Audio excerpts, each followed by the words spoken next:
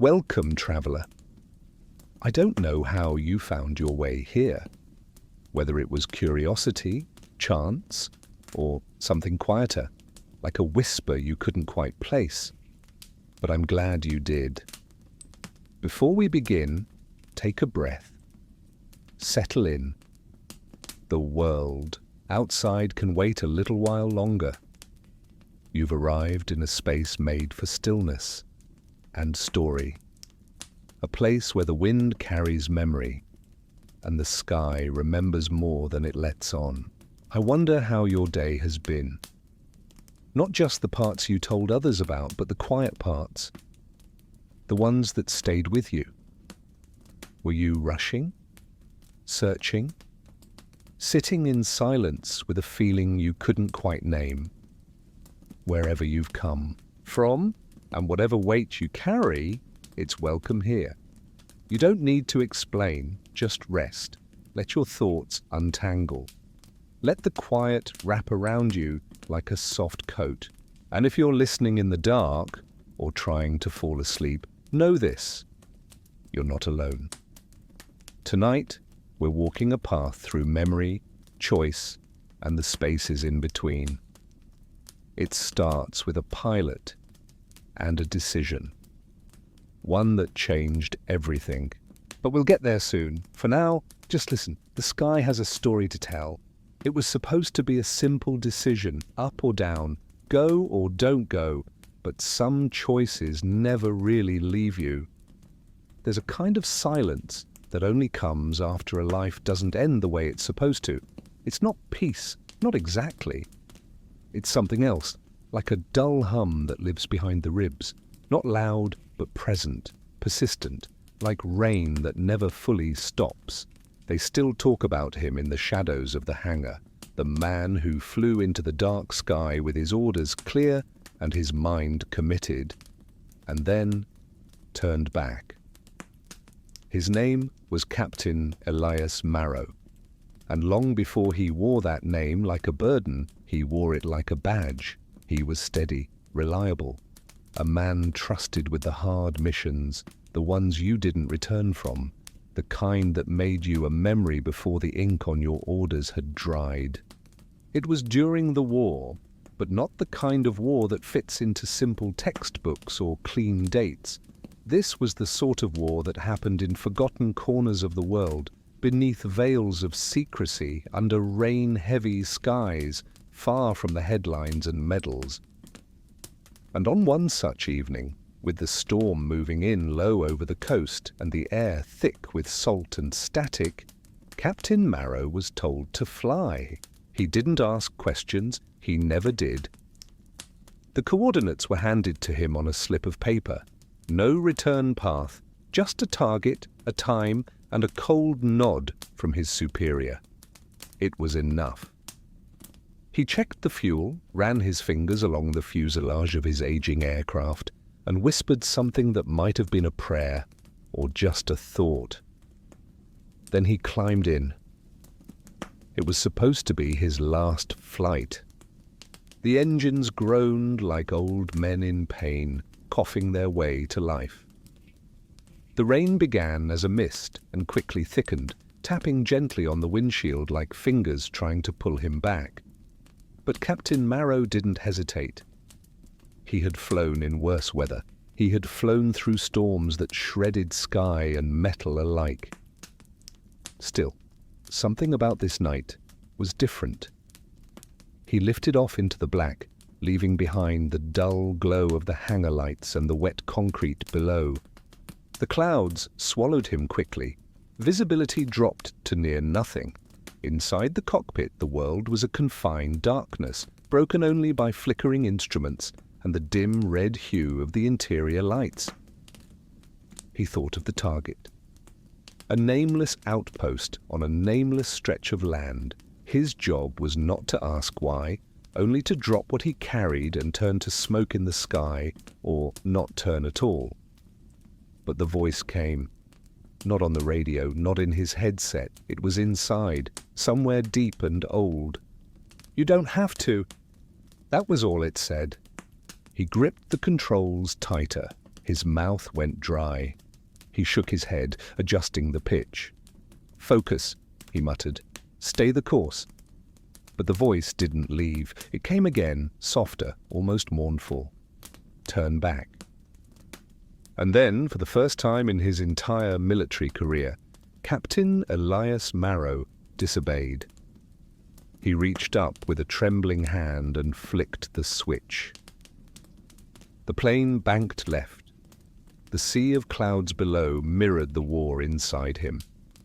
The shame began immediately. Like a needle in his gut, he would land and there would be questions, accusations, maybe even prison, or worse. But he couldn't go forward, not this time. The moment he touched down, it began. The quiet looks, the silence from command, the official inquiry. But worse than all of that was the feeling. The unspoken disappointment, like a hole had opened in the world, and he had fallen through it. He went home after that, or what was left of home, a house with peeling paint, a fridge that hummed too loud, and a mailbox stuffed with advertisements from a world that had gone on without him. He hadn't died, but something inside him had. He stopped wearing his uniform after the first month, not because anyone told him to, but because it no longer felt like it belonged to him. It hung in the back of his closet like a ghost, clean, pressed, and accusing. The town hadn't changed, not really. The diner still served overcooked eggs and undersalted coffee. The hardware store still smelled like sawdust and oil. But people looked at him differently now, not directly. They looked past him. A few still offered polite nods, the kind you give a stranger when you're not sure if you should remember their name. There was one man, Corporal James Rowe, who had flown 3 missions with Elias before the war blurred them all. He saw Elias one evening in the grocery store by the canned peaches. Their eyes met, and James turned and walked away. That moment stayed with him more than the inquiry, more than the flight. It was heavier than the silence of the cockpit. It wasn't anger. It wasn't even betrayal. It was dismissal. Elias began walking at night. He'd take the back roads that ran between the fields and forests, always just after the rain. The scent of wet soil and leaves became a strange comfort. The steady sound of his boots on the soaked gravel kept him grounded. He wondered what they thought he should have done. Die, perhaps. Die the way heroes are expected to.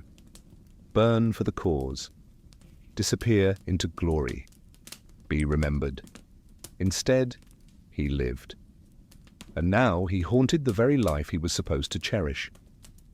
One night, as he crossed the old bridge on Hollow Creek Road, he stopped. The water below surged, dark and wild, reflecting the moon in broken silver pieces. He stared down for a long time. He never planned to jump. But he needed to know what it felt like to stand at the edge, to consider it, to breathe it in, the nothingness, the possibility. Rain began to fall again, slowly at first, then in sheets. He stayed there until he was soaked through, the cold settling into his bones like old regret. And then, quietly, he turned back, just as he had in the sky. There's something about returning home that feels dishonest when you didn't finish what you were sent to do. Every corner of his house reminded him not of comfort, but of interruption. The living room still had the small couch where he used to fall asleep with the TV murmuring low. The ashtray on the coffee table still held a cigarette stub from the night before the mission. A jacket still hung on the hook by the door, like someone might still need it. But it all felt like a set, like props in a play that had closed long ago. The only real thing left was the rain. Every day it came. Sometimes just a drizzle whispering on the rooftop. Sometimes a downpour that made the gutters weep and the power flicker. He stopped checking the forecast. It didn't matter, the weather had become a reflection of him. And maybe, in some quiet way, a penance. He wrote letters, dozens of them, not to anyone specific, just words on paper trying to empty himself of the weight. Most ended up burned in the fireplace, curling into grey ghosts before they even finished blackening. One, though, he kept. It wasn't long, just a sentence, scribbled in uneven ink. I came back because I couldn't let go of the sky. He didn't know what he meant, not fully. But there was a truth in it that he couldn't deny. The sky had always been more home to him than any town, any person, any plan. It was the sky that gave him silence, purpose, distance. But on that night, it had spoken back.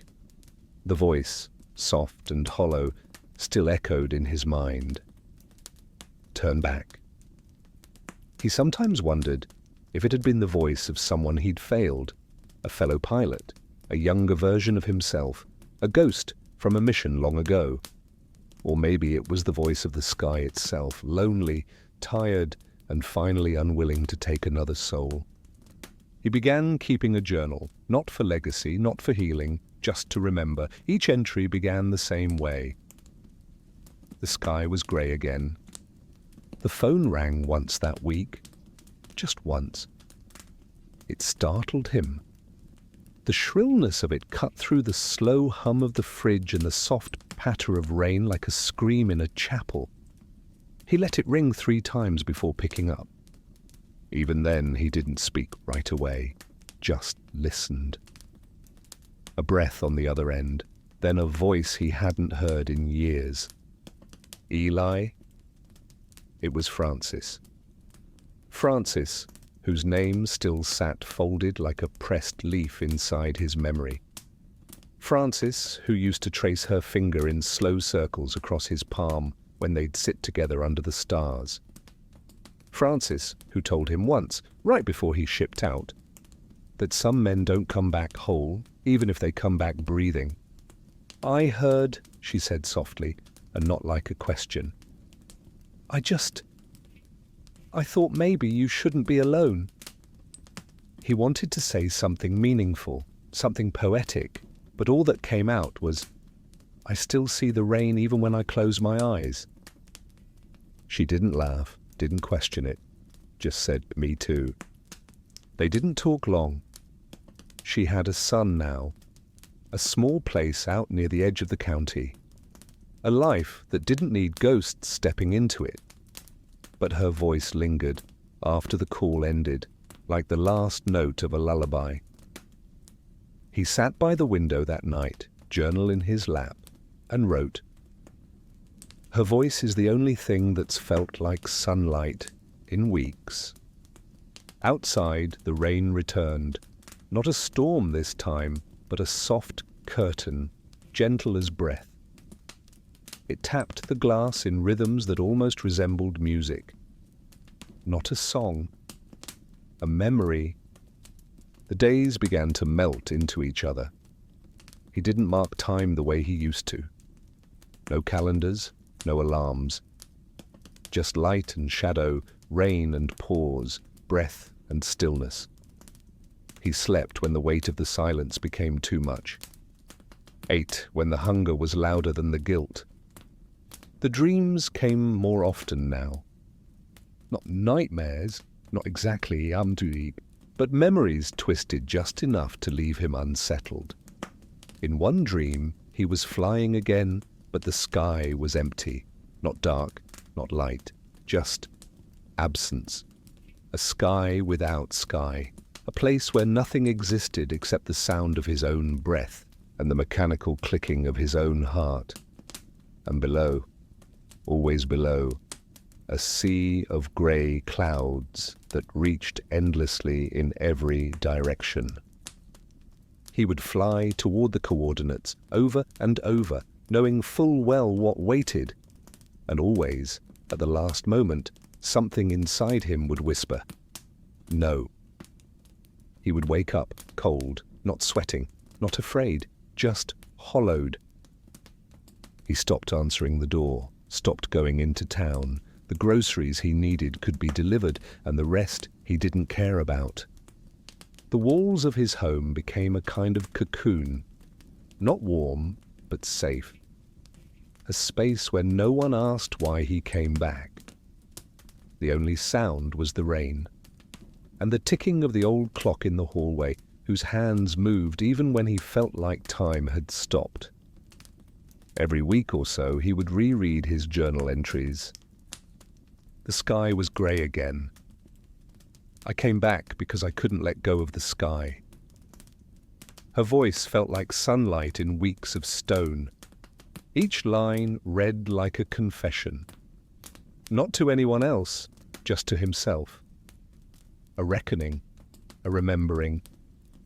A way to make the silence feel less like punishment and more like consequence.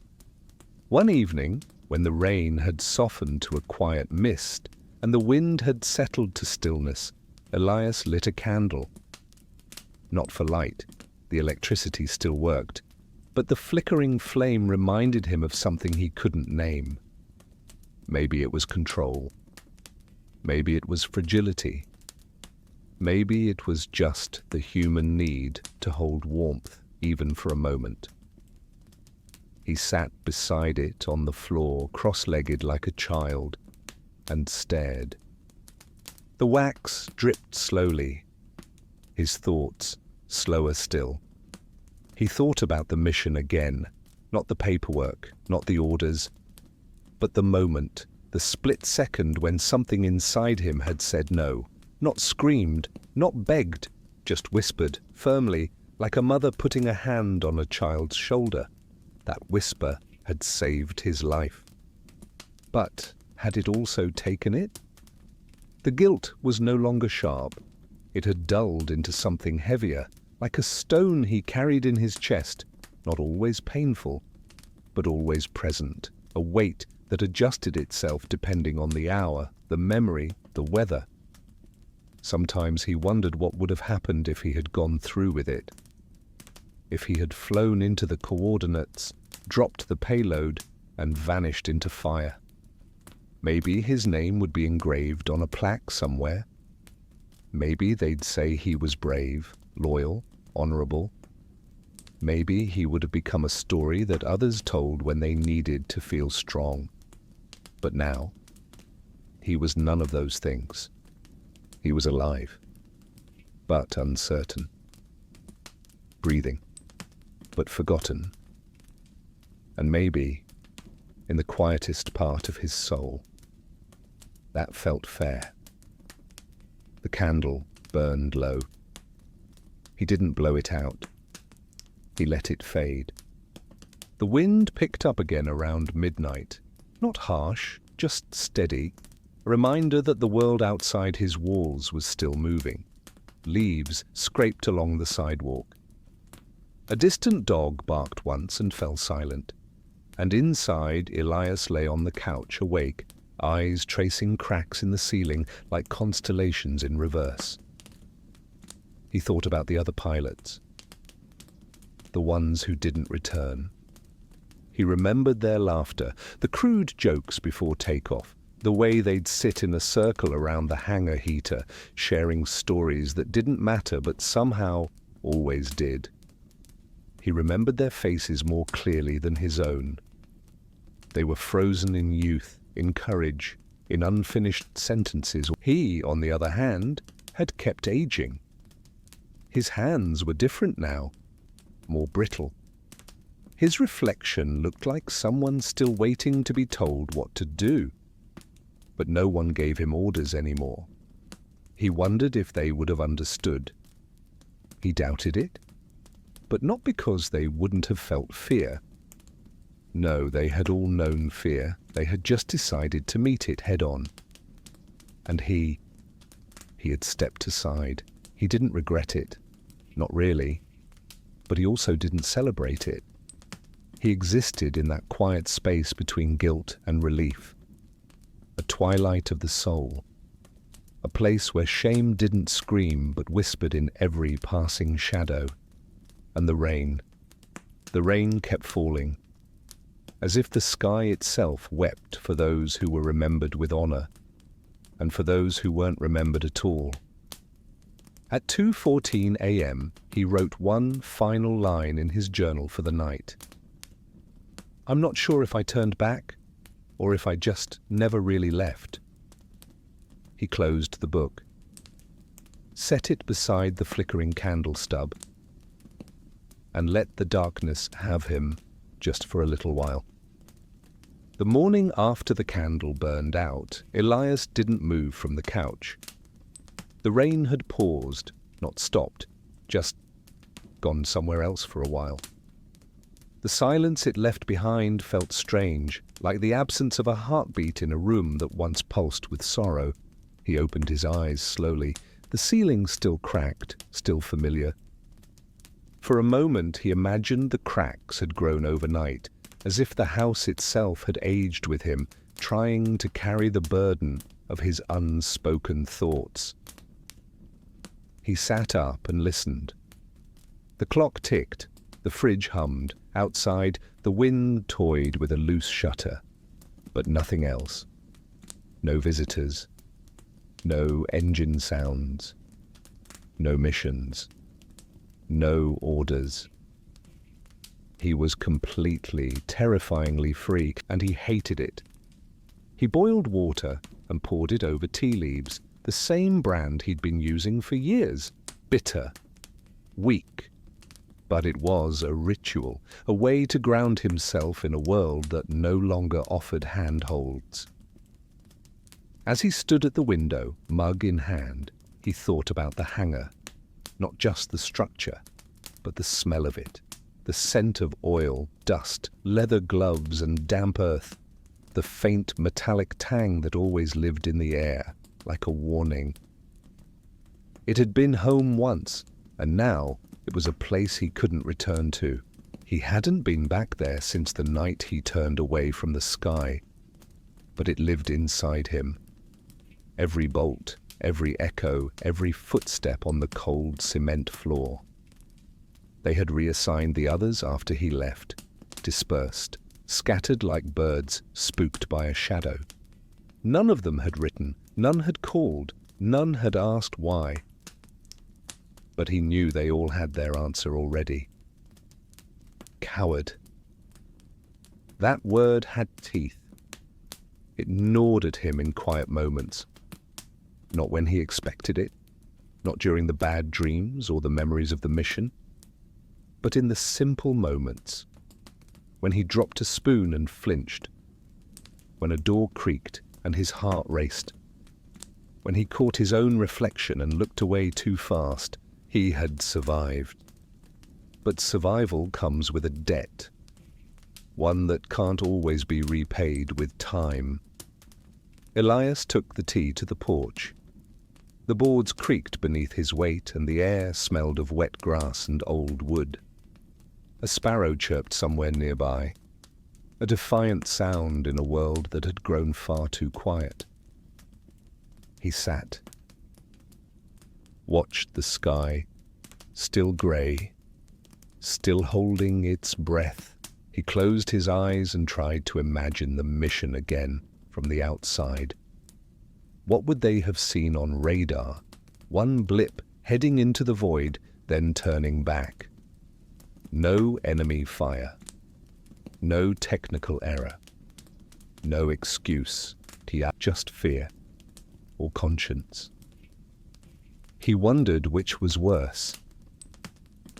The tea cooled in his hand, forgotten. His mind drifted back to Frances, not just the phone call, but her smile, the way she used to look at him before he was a pilot, before he was a name on a mission board, before the war stripped his identity down to coordinates and targets. She had once said, "You always look at the sky like it owes you something." Maybe it did. Or maybe he owed it. He opened a drawer he hadn't touched in months. Inside, photographs, stained, curled at the corners, a a stack of stillnesses captured before the noise took over. There was one of him and Frances at the county fair. He was wearing a ridiculous cowboy hat. She had cotton candy on her cheek. They were both laughing. Another photo, a black and white one, of his squadron. 12 of them lined up in front of the aircraft like they were invincible. All staring forward, serious, proud. Only 2 of them were still alive. He traced his finger over the face of Lieutenant Holloway, a man who once stole an officer's jeep just to get to a dance. Shot down over the Pacific. No remains recovered, and Corporal Dean, who played harmonica like it was breathing, gone during the mountain run, a storm they didn't predict. Then there was himself, Elias, standing at the edge of that photo like he didn't quite belong even then, like the camera had caught his doubt before he'd ever acted on it. He closed the drawer, stared at the blank wall, and whispered, "Why me?" But no answer came. Just the wind. He took a long walk that day, past the bridge where he once paused to consider ending it, past the field where kids used to play baseball before the war scattered them into uniforms and coffins, past the church with its broken bell that hadn't rung since 2009. Every step was deliberate, grounding. He reached the edge of town, a small overlook with a bench no one used anymore. From there, you could see the horizon curve ever so slightly, a line between land and forever. He sat. Let the silence fill him. Let the air tell its old stories. And then, a sound. A plane. Low, slow, civilian probably, maybe even someone learning to fly. Elias watched it.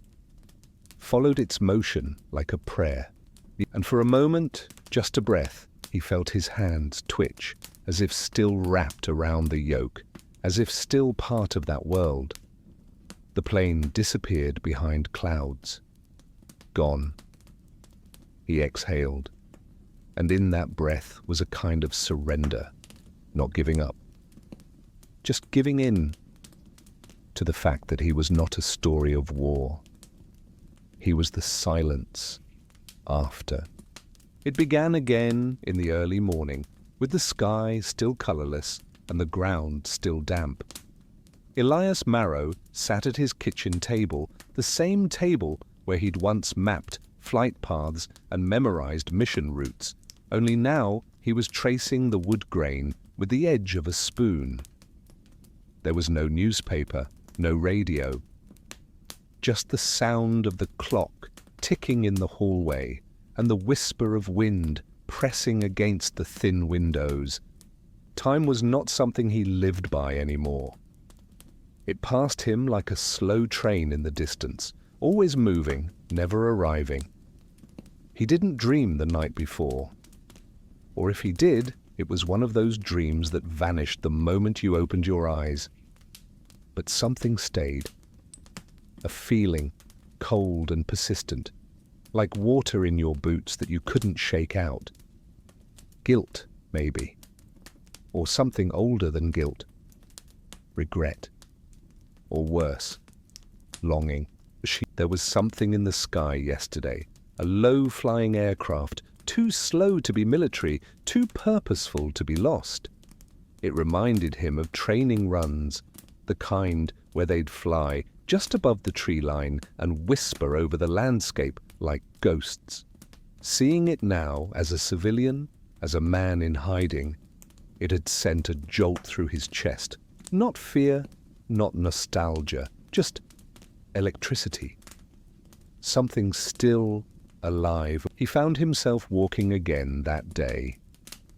No umbrella, no coat, just letting the mist soak into his shirt, the cold into his bones.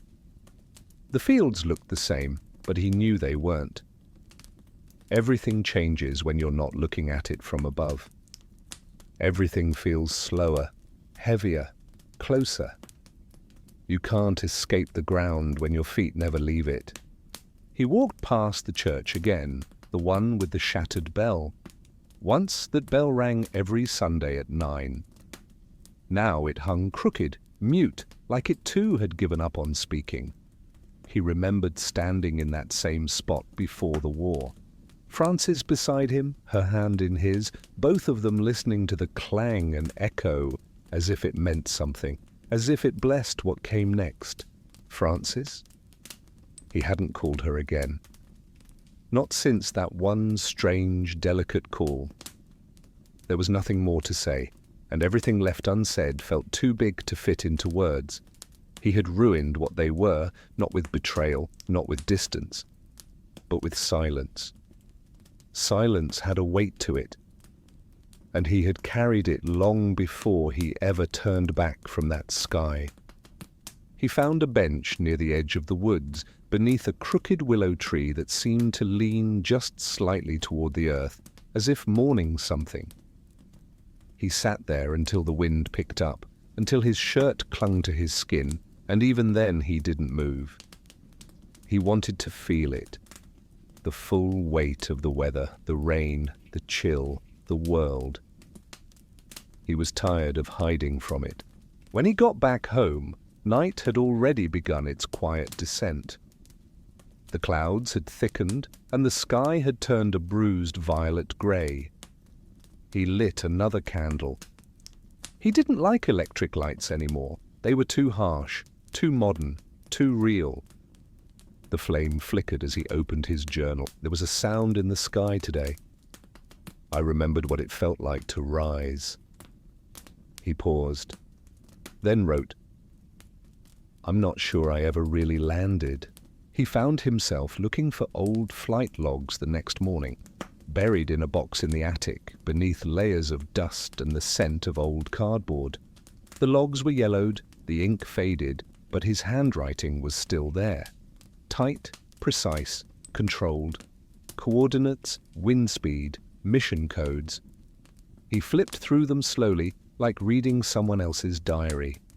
The past self, so certain. So sure of the path. So blind to what waited. The final log was there too. The one with the black mark. The flight where he turned around. There was no comment in the margin. No explanation. Just a note. Mission aborted. Pilot returned. Debriefing required. No one ever filled in what happened next. No one had to. That logbook should have been burned, should have been erased from history. But here it was. And here he was, still carrying it. Later that week, a letter came. An actual letter. Not a bill, not a catalogue, not a government form. A real envelope. Handwritten. No return address. Inside, one line. I would have done the same. No signature. He read it 10 times. 15. Held it up to the light to check for hidden ink. Flipped it over. Pressed it to his chest. Whoever had sent it knew.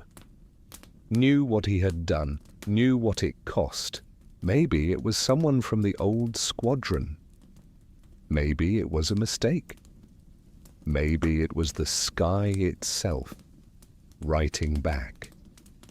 He didn't reply, but he put the letter in the journal, pressed between pages like a leaf in a forgotten book. The next morning, he shaved for the first time in weeks, not for anyone else, just to see who was underneath the stubble, the wear, the retreat. The face in the mirror was older, yes, more tired, but not dead, not yet.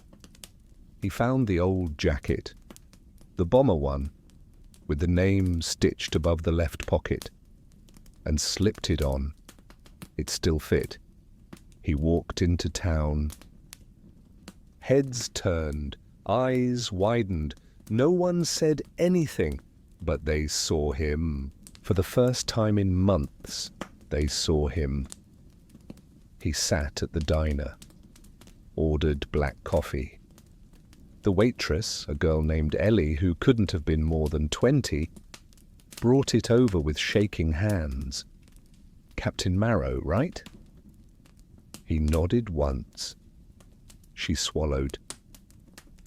"My brother was one of the ones you flew with, Danny, Corporal Keller." Elias nodded again. He remembered Keller. Kid had a laugh like a trumpet and always cleaned his boots twice a day. Ellie bit her lip. "He looked up to you, said you were fearless." Elias looked at his coffee, then back at her. "He was the brave one," he said. Ellie left the table, tears in her eyes. He sat there for an hour, maybe more. The coffee went cold. He didn't care. Something had shifted, maybe not redemption, but presence. At home, he opened the journal and wrote, "I was seen today, and it didn't burn." Then, maybe that's the first step. The rain returned that night, but this time he didn't hide from it. He opened the front door, stood beneath the awning, let the water fall around him like absolution. Somewhere out there, a life had ended. The one he was supposed to live, the one that went up in fire and metal and glory. But somewhere in here, a different life remained. One with silence, one with guilt, but also one with breath. And for now, that was enough. The wind had softened that evening, as if it too was tired of blowing against him. Elias stood quietly on the porch, the weight of those last words hanging in the air like mist over a quiet field. He didn't know what tomorrow held, only that the rain had passed and that something unfamiliar stirred beneath his skin. Not anxiety, not joy. Something like awareness. A sliver of presence sharp enough to feel without naming. He remained there as the last light bled from the sky, stars rising like whispers over the trees, and for the first time in what felt like a lifetime, he stayed up past the dark. The next morning, something strange happened. A letter. One not from the military or some distant relative, but from a name he didn't recognize at all. The envelope was simple, cream-colored, and faintly damp as though it had traveled far and through weather. There was no return address, only a line of elegant handwriting on the front. To the pilot who turned back. He stared at it a long while before slicing it open with the corner of his old service knife. Inside was a single sheet of rice paper, folded precisely, the ink delicate but precise. It read, "I know what you saw. I saw it too. We were not meant to live, Wayne, but we are meant to remember. Meet me, if you still wonder, at the coordinates you refused. There are things buried in the clouds that the war never wanted unearthed." It was unsigned. He read it again. And again. The language was strange, poetic, almost ceremonial. But it gripped him in a way that made his skin prickle. He should have dismissed it, burned it, laughed. But instead he stood still in the kitchen, holding it in shaking hands, a low hum building in his chest like distant engine thunder. He had told himself again and again that the mission had ended when he turned the plane around, that there was nothing waiting for him beyond those clouds but fire and metal.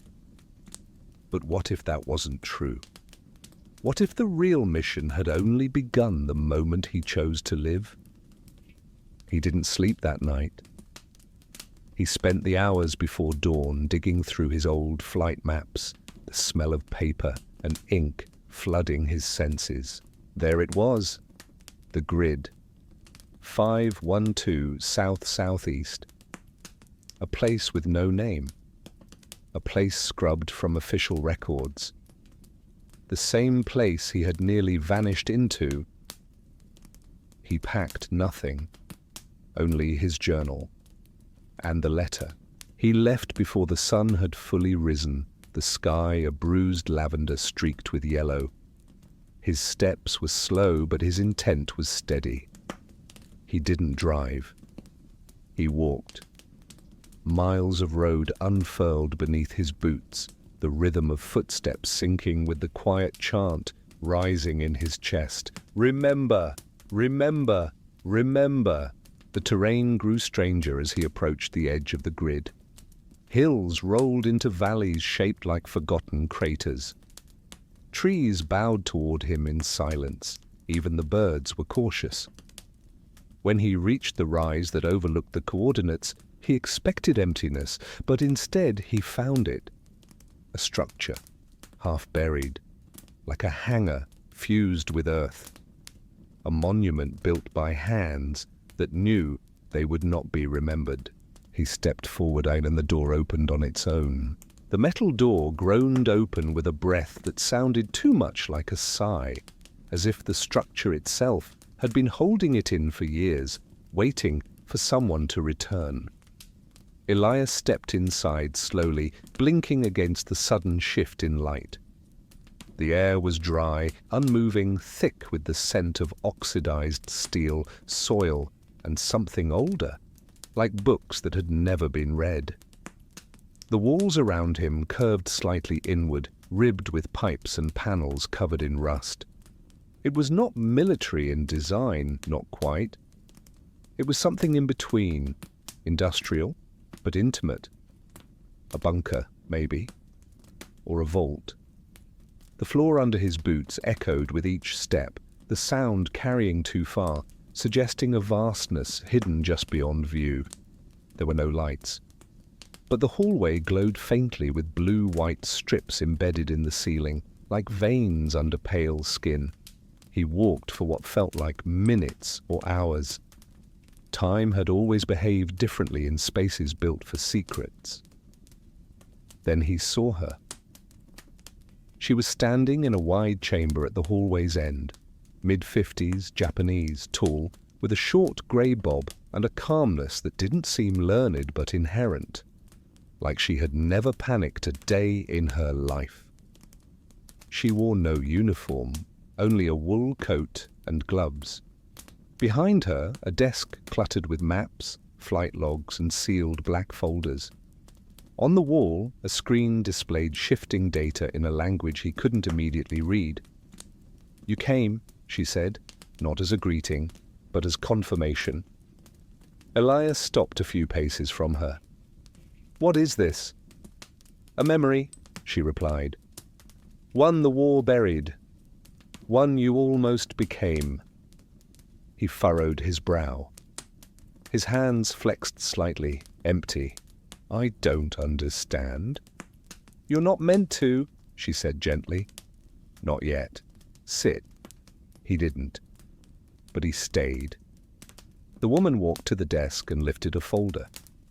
"Do you know how many pilots were sent to 512 before you?" Elias said nothing. 17, she said. "Only 2 returned. You were the last." His breath caught. "I thought it was a strike target. One way." "It was," she said. "But it wasn't meant to destroy anything. It was meant to erase, and not just you." She stepped closer. "You saw it, didn't you? Right before you turned back. Something that shouldn't have been there." He nodded slowly. "I thought it was a hallucination." She shook her head. "It wasn't. It's still there." He wanted to ask what it was, but something in her tone told him she wouldn't or couldn't explain. Not yet. She placed the folder in his hands.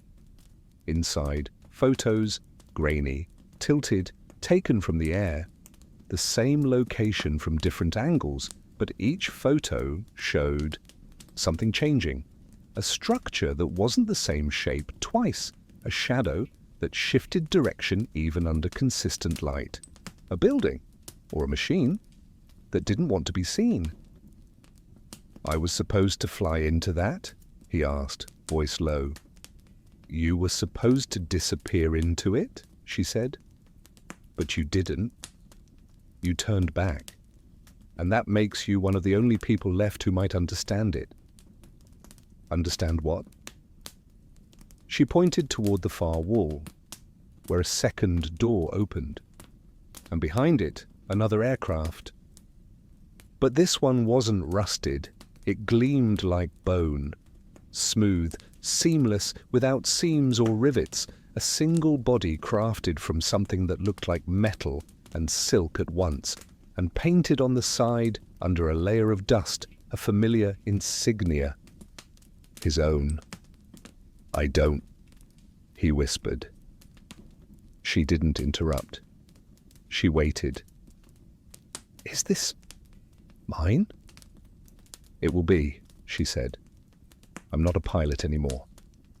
She raised an eyebrow. Weren't you the one who wrote, I came back because I couldn't let go of the sky? He stared at the aircraft. Its canopy was open, waiting. Elias didn't move at first. His hands were still holding the folder, but he no longer looked at it. His eyes were fixed on the aircraft in the next room, that strange, seamless thing bearing his own insignia, as if time had looped in on itself and begun telling stories he had forgotten to live. The floor between him and the machine felt like something sacred or haunted. He wasn't sure which. Slowly, as if fighting the air itself, he crossed the threshold and stepped toward the aircraft. Every inch revealed a new detail, the way the surface didn't reflect light, but absorbed it. The way the wings were too smooth, too organic, like they had been grown rather than forged. There were no panels, no exhaust, just form, function, and silence. He reached out a hand and touched the hull.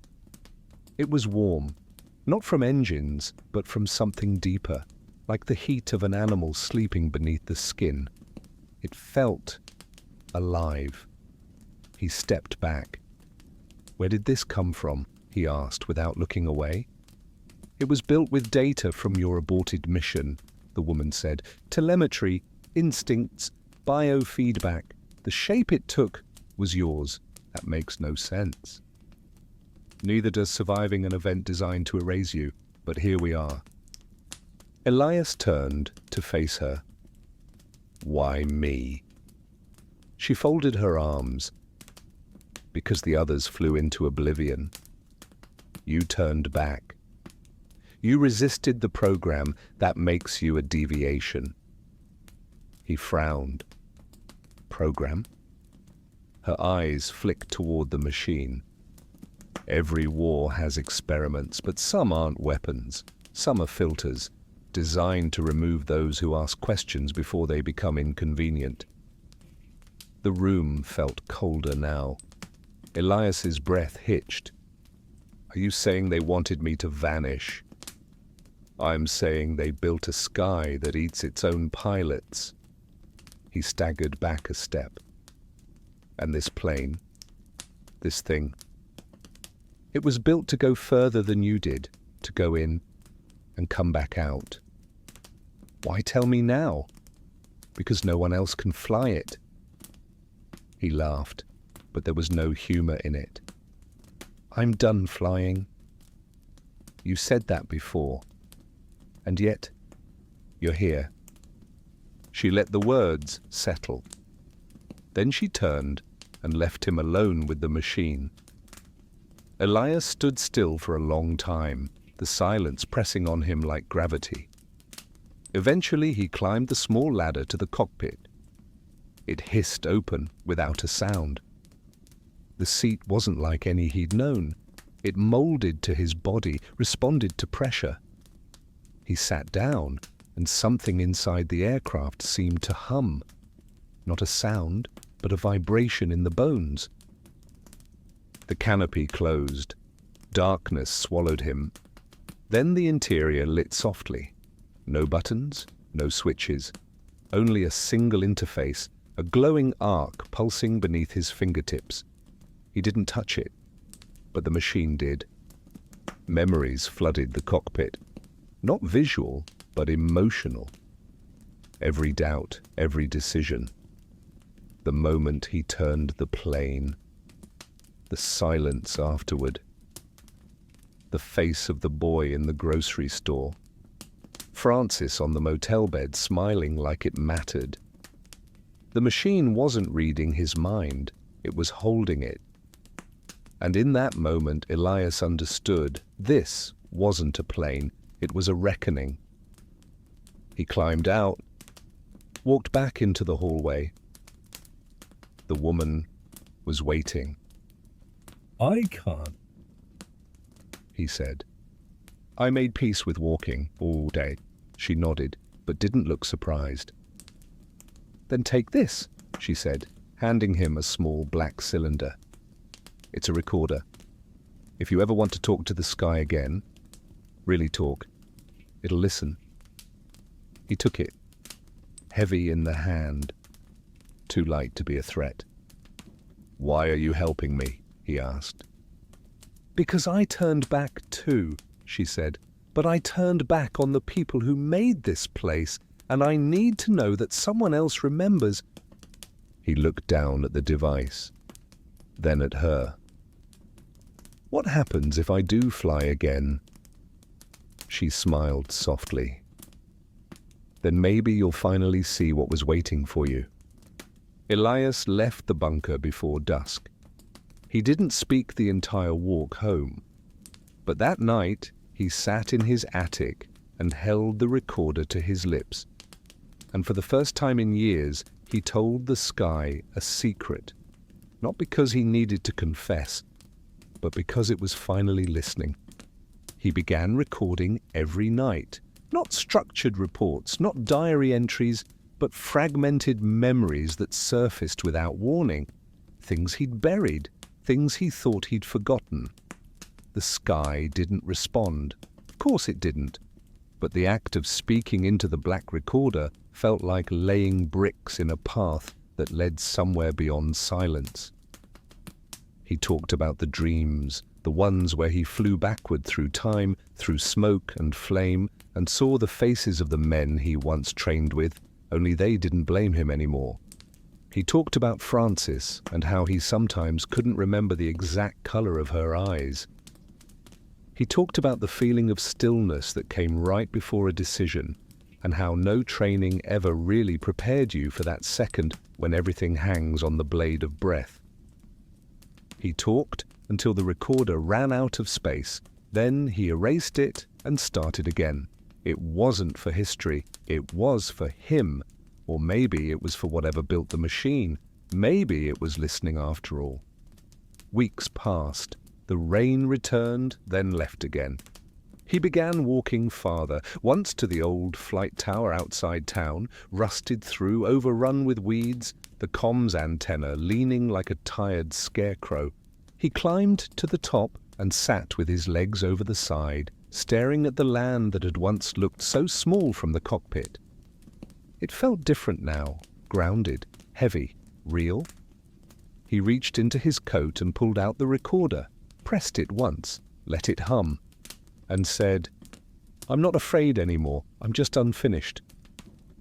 It was the truest thing he'd said since the turn. When he returned home, there was another envelope on the porch. No address, no postage, only a single word written across it. Ready? Inside, coordinates, different this time, further north, deeper into the mountains. He didn't pack anything, just slipped the paper into his pocket, made tea, and sat with it until the sun set. He didn't have to go. That was the difference. He had the right to ignore the call now. He had lived past the programming. He had survived the silence. But something in him stirred, not obligation, not duty, but an ache that felt like potential, like a page still blank. The next morning, he returned to the structure. It hadn't changed. The woman wasn't there. The hangar lights were dimmed, but the aircraft still sat waiting, unblemished by time or dust. This time, when he entered, it didn't vibrate. It didn't test him. It only welcomed. He sat, the canopy sealed, the silence pressed against him like water. The arc beneath his fingers pulsed twice, then lifted, not the plane, the entire room. Slowly, impossibly, the aircraft rose through the ceiling, through layers of steel that parted like breath, revealing the open sky beyond. No runway, no launch sequence, just ascension. The clouds broke apart around him. The world fell away. And for the first time since the aborted mission, Elias flew. But this wasn't flying, it was floating, moving without effort. The controls weren't physical. He guided it with intent, with memory. Every place he thought of, the aircraft drifted toward. He closed his eyes and pictured the cliffside where he first kissed Francis, and the machine arced toward it, gently circling from above. He remembered the base where he trained, and the machine dipped low across its crumbling foundations. He thought of the war, and the sky dimmed, not metaphorically, literally. The blue bled to charcoal, and the wind thinned into silence. He saw the place he was meant to die. A crater of glass, surrounded by spires of iron and bone, impossible in scale, unnatural in formation. It pulsed beneath him. The machine slowed, hovering, almost afraid. Then the interface flickered. A shape appeared in the corner of his vision. Not a being, not a light, a suggestion. It didn't speak. It didn't need to. He understood instantly. This was the center. The reason no one had returned, the place that reprogrammed pilots, or erased them completely. He whispered into the machine, "Why did you let me go?" And the suggestion answered not with words, but with clarity, because he had looked back, because he had remembered who he was before the sky, because he had chosen life, not sacrifice. And in doing so, he had broken the sequence, a deviation, a flaw in the perfect loop. He circled the crater once, then turned away. Not out of fear, but because he knew now that the truth didn't live there, only the past. And he was finally, fully done with the past. The machine responded. It carried him back toward the clouds, this time slower, as if it too was reflecting, as if it too had questions. He landed just before nightfall. The ground accepted him without protest. The hangar sealed behind him. The recorder was still in his pocket, untouched. He pressed it once. I flew again. A pause. But this time I wasn't running from anything. He slept deeply that night without dreams. In the morning, he woke and didn't feel the need to look at the sky, because for the first time in years, he carried it inside him. The days that followed were strange in the quietest of ways. Nothing changed on the surface. The house still creaked in the same spots. The rain still came in sideways through the cracked window in the hallway, and the tea kettle still whistled too soon. But something in Elias had shifted.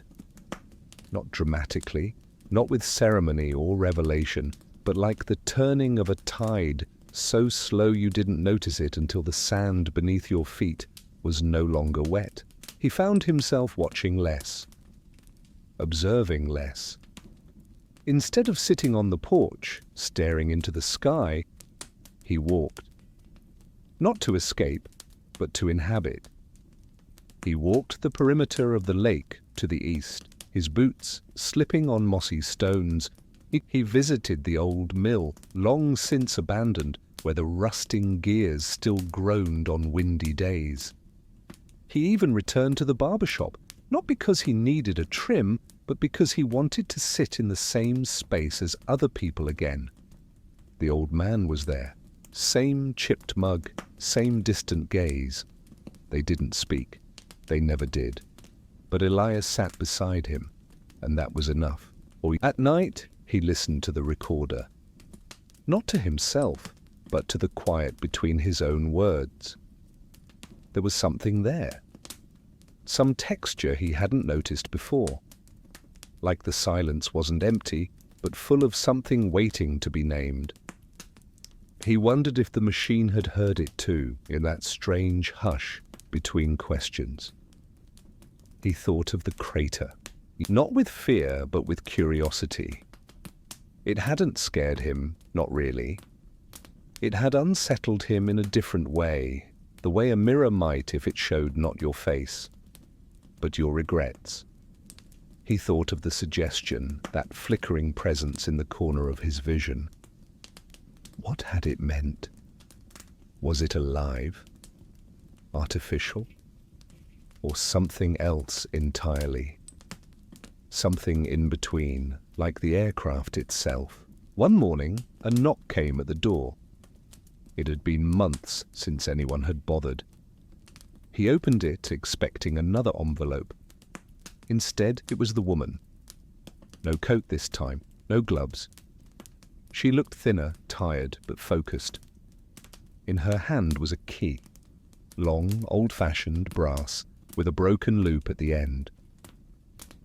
"There's one more place," she said, "but I can't go there." Elias stepped aside. She entered without asking. Sat at the table. The key clinked as she set it down. "It's a memory archive," she said. "Old-world tech, pre-war, before the filters, before the missions, before we started asking machines to decide who deserves legacy." He picked up the key. It was heavier than it looked. "Where?" he asked. "Under the crater," she said. "Through the Western Pass. You'll need to go on foot. The air's too thin for flight that low."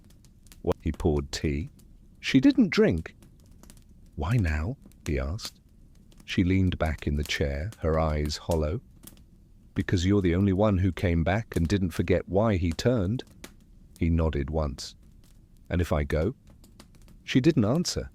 Instead, she stood, walked to the door, paused, and said, "Just remember, memory is a place, not a timeline." Then she was gone. He packed the next morning. Light, just a satchel, the key, the recorder, and a flashlight that only worked if you tapped it twice. He left a note on the table. Not for anyone else, just for himself. "If I don't return, it's because I stopped needing to." The road west was quiet. No cars. Just long stretches of cracked concrete winding through the hills like veins. The trees thinned the higher he climbed. The air grew colder, sharper. At night, he slept under the stars, listening to them breathe above him. On the third day, he saw it. The rim of the crater in the distance, its glassy edge catching the moonlight like a knife. The Western Pass was steeper than he expected, narrow, carved into the mountain by water long ago. The wind screamed through it like a warning, but he pressed forward, boots slipping on loose shale, hands gripping rock like old friends. At the bottom, a tunnel, half collapsed but still passable. He used the key there in a panel so corroded it barely registered touch. The lock hissed, the door opened, and he stepped into the past. It wasn't a bunker. It wasn't even a facility. It was a city, buried beneath the crater, preserved in glass and forgotten metal. Long corridors filled with empty chairs, projectors still looping faded footage, walls lined with drawers labeled in numbers, not names. And beneath it all, silence. Not the silence of abandonment, but the silence of reverence. Like he had entered a mausoleum designed to hold memories that refused to die. He wandered for hours, maybe days. Time unraveled in the archive. He found a room labeled Flight Analysis Recursive Behavior. Inside, footage of other pilots, not just American, Japanese, British, Korean, Nigerian. Every face different, every voice the same, calm, rehearsed. until the moment they turned or didn't. He watched 17 videos, 17 endings. Only 2 showed returns. His was one, the other was her. He sat down and wept. Not for himself, but for the machine that had been told to kill memory and failed. When he left the archive, the sky above was red. Not from weather, but from fire. Smoke rose in the distance. The crater was closing. He felt it. A shift in gravity, in air pressure, in light. The place was folding, collapsing the moment it had been remembered. He didn't run. He walked back up the pass. And when he reached the rim, the crater was gone. Only field remained, unbroken, untouched. History had rewritten itself. But he carried it still, in the recorder, in the key, in the knowledge that memory was not a place but a wound that could choose to stay open.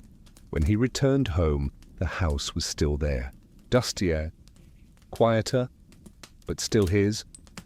He placed the key in a box, placed the box under the floorboards, not to forget, but to honor.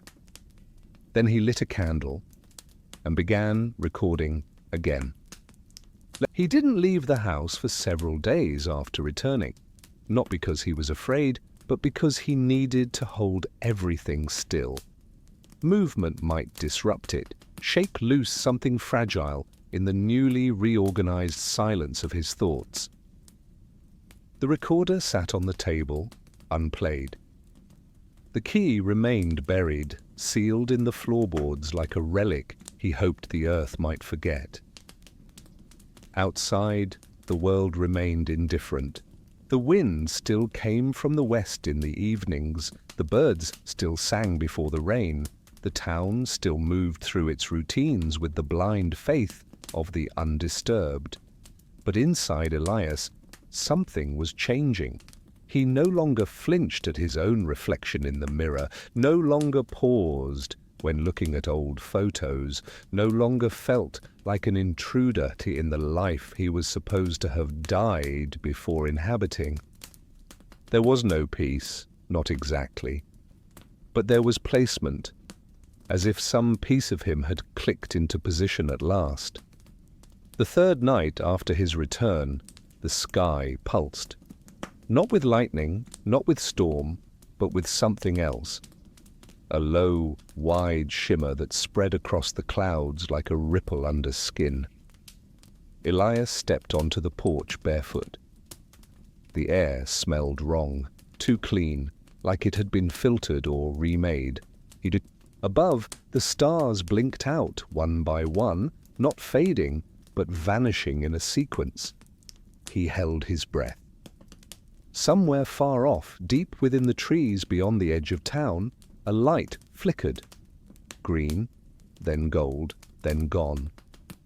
It didn't return, he didn't speak, but the feeling remained. That something had watched him walking away from the archive, something had expected him not to make it back. And now that he had, it wasn't sure what to do with him. He didn't tell anyone. Who would he tell? The woman hadn't returned, the town hadn't noticed, and the recorder, when played back, only crackled with static that didn't match any sound he remembered recording. He played the last file, the one he knew, contained his whisper. I flew again, but it was gone, replaced by something garbled like underwater breath. He rewound, played it again. Same thing. He erased it, re-recorded, spoke the words aloud once more. I flew again, but this time I wasn't running from anything. He played it back, and it was there, his voice, perfect, real, intact, until he played it again. Then it wasn't, only static. But this time there was a shape in the noise, not visual, not concrete, but felt, a pattern, a rhythm. It beat like a heart. He stopped using the recorder after that. He took long walks again, farther than before. Once he walked all the way to the edge of the neighboring county, where the earth rose sharply into foothills. From the top, he could see the distant lake, the town, his house. And beyond that, nothing, just sky. He sat there for hours, watching the horizon, and somewhere in that stillness the shape came back. Not in vision, not in sound, but behind the ribs. A weight, a pull, something wanted him to go further, to leave the town, the house, the sky altogether. It didn't speak, but he felt the invitation, and he said no. The next night, the woman returned, but she didn't knock. He found her sitting at his table. The door hadn't been forced. It hadn't even been opened. She looked older now, worn thin, like she hadn't eaten or slept in weeks. Her coat was wet from rain he hadn't heard fall. "They're coming," she said. "Who?" She didn't answer, just looked at the floor. "They know you walked out." He sat across from her. She hesitated, then placed something on the table. Not a key this time, a stone, smooth, black, shimmering faintly like it was wet, though it was bone dry. "This is what they were hiding," she said. "It's not a weapon, it's a map, but it doesn't show places, it shows memory." He stared at it. "Yours?" he asked. "All of ours," she said. "It collects us. And now it started listening to you." He didn't ask how she knew. He didn't need to.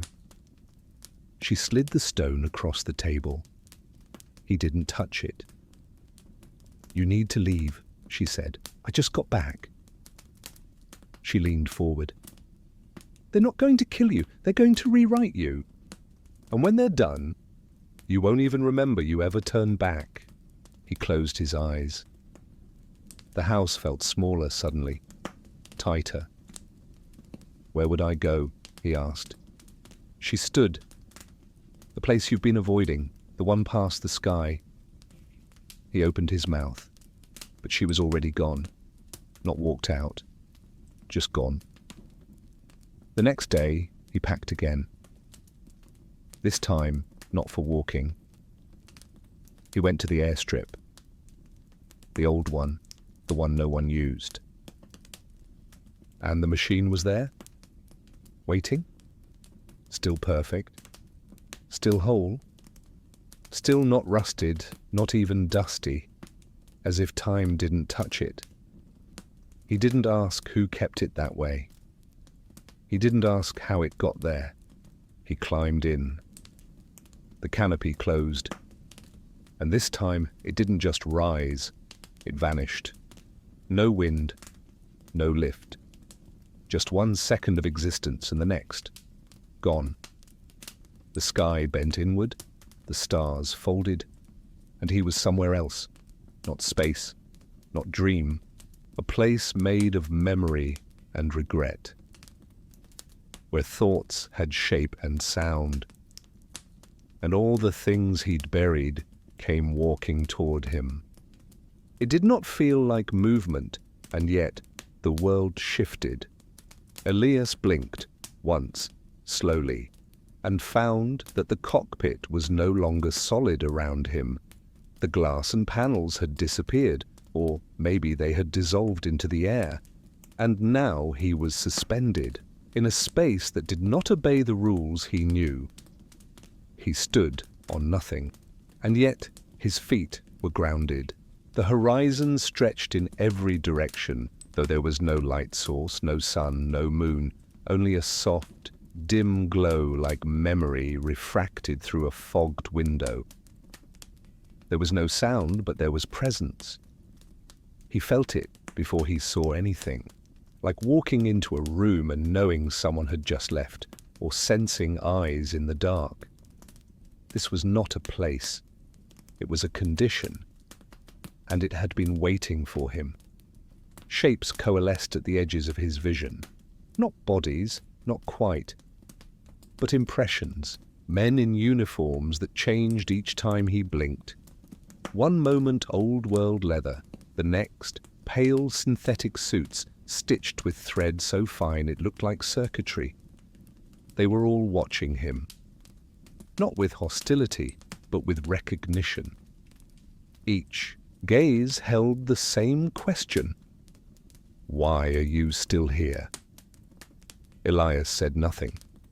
He tried to step forward, and the ground responded, rippling, not like water, but like thought responding to intention.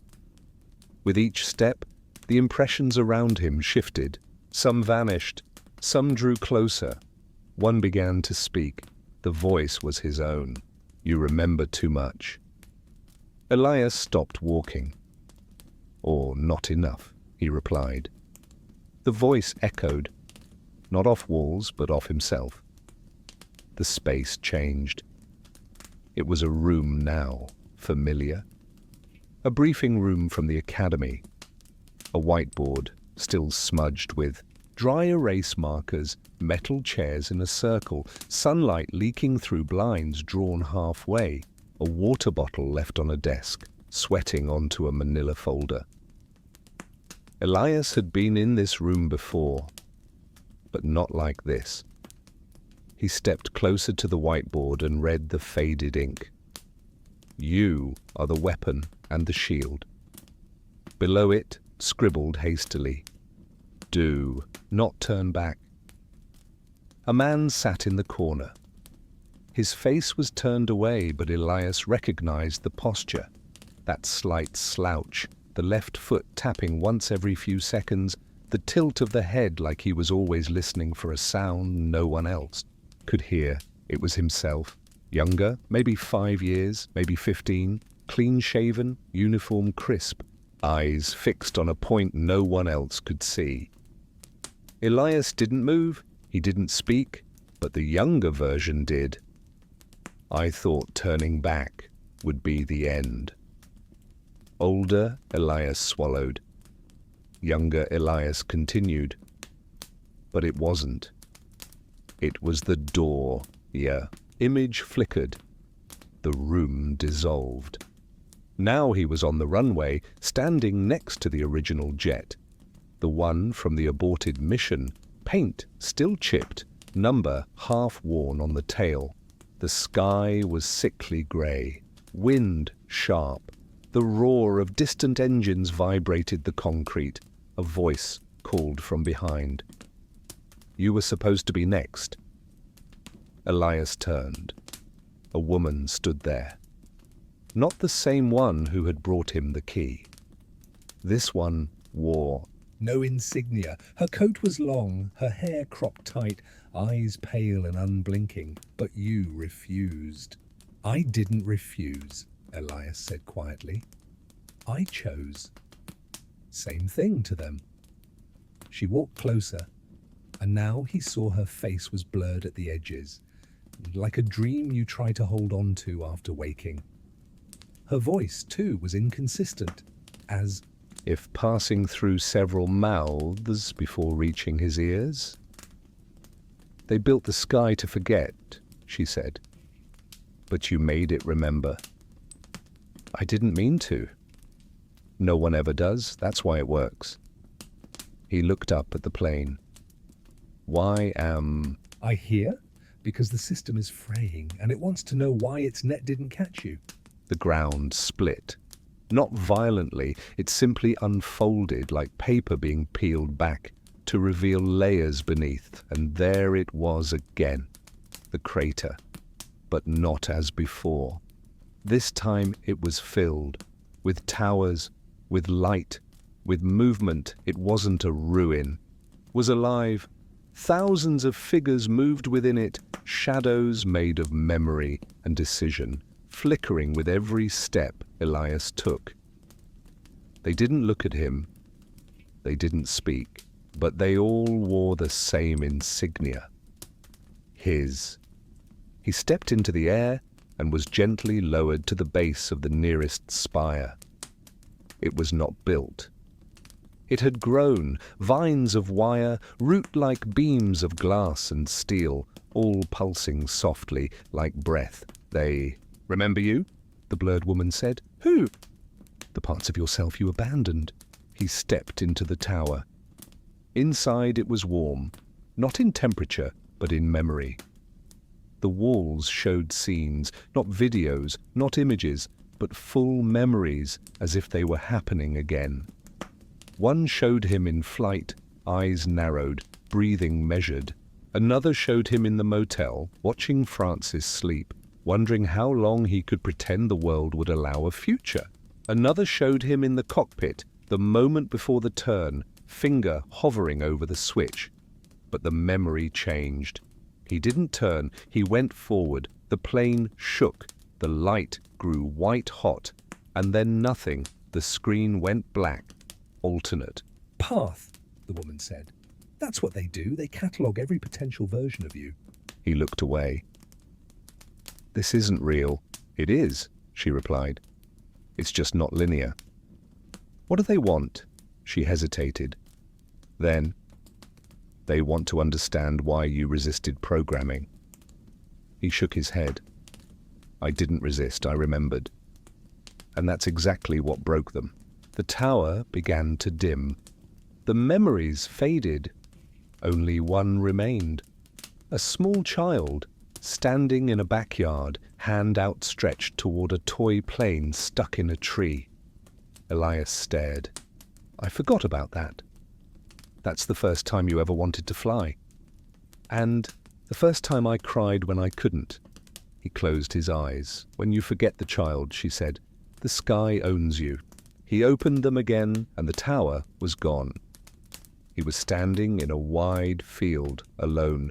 No crater, no towers, just wind, and something new in his hand, a stone, smooth, black, the same one she had given him before, but now it pulsed, once, twice, then went still.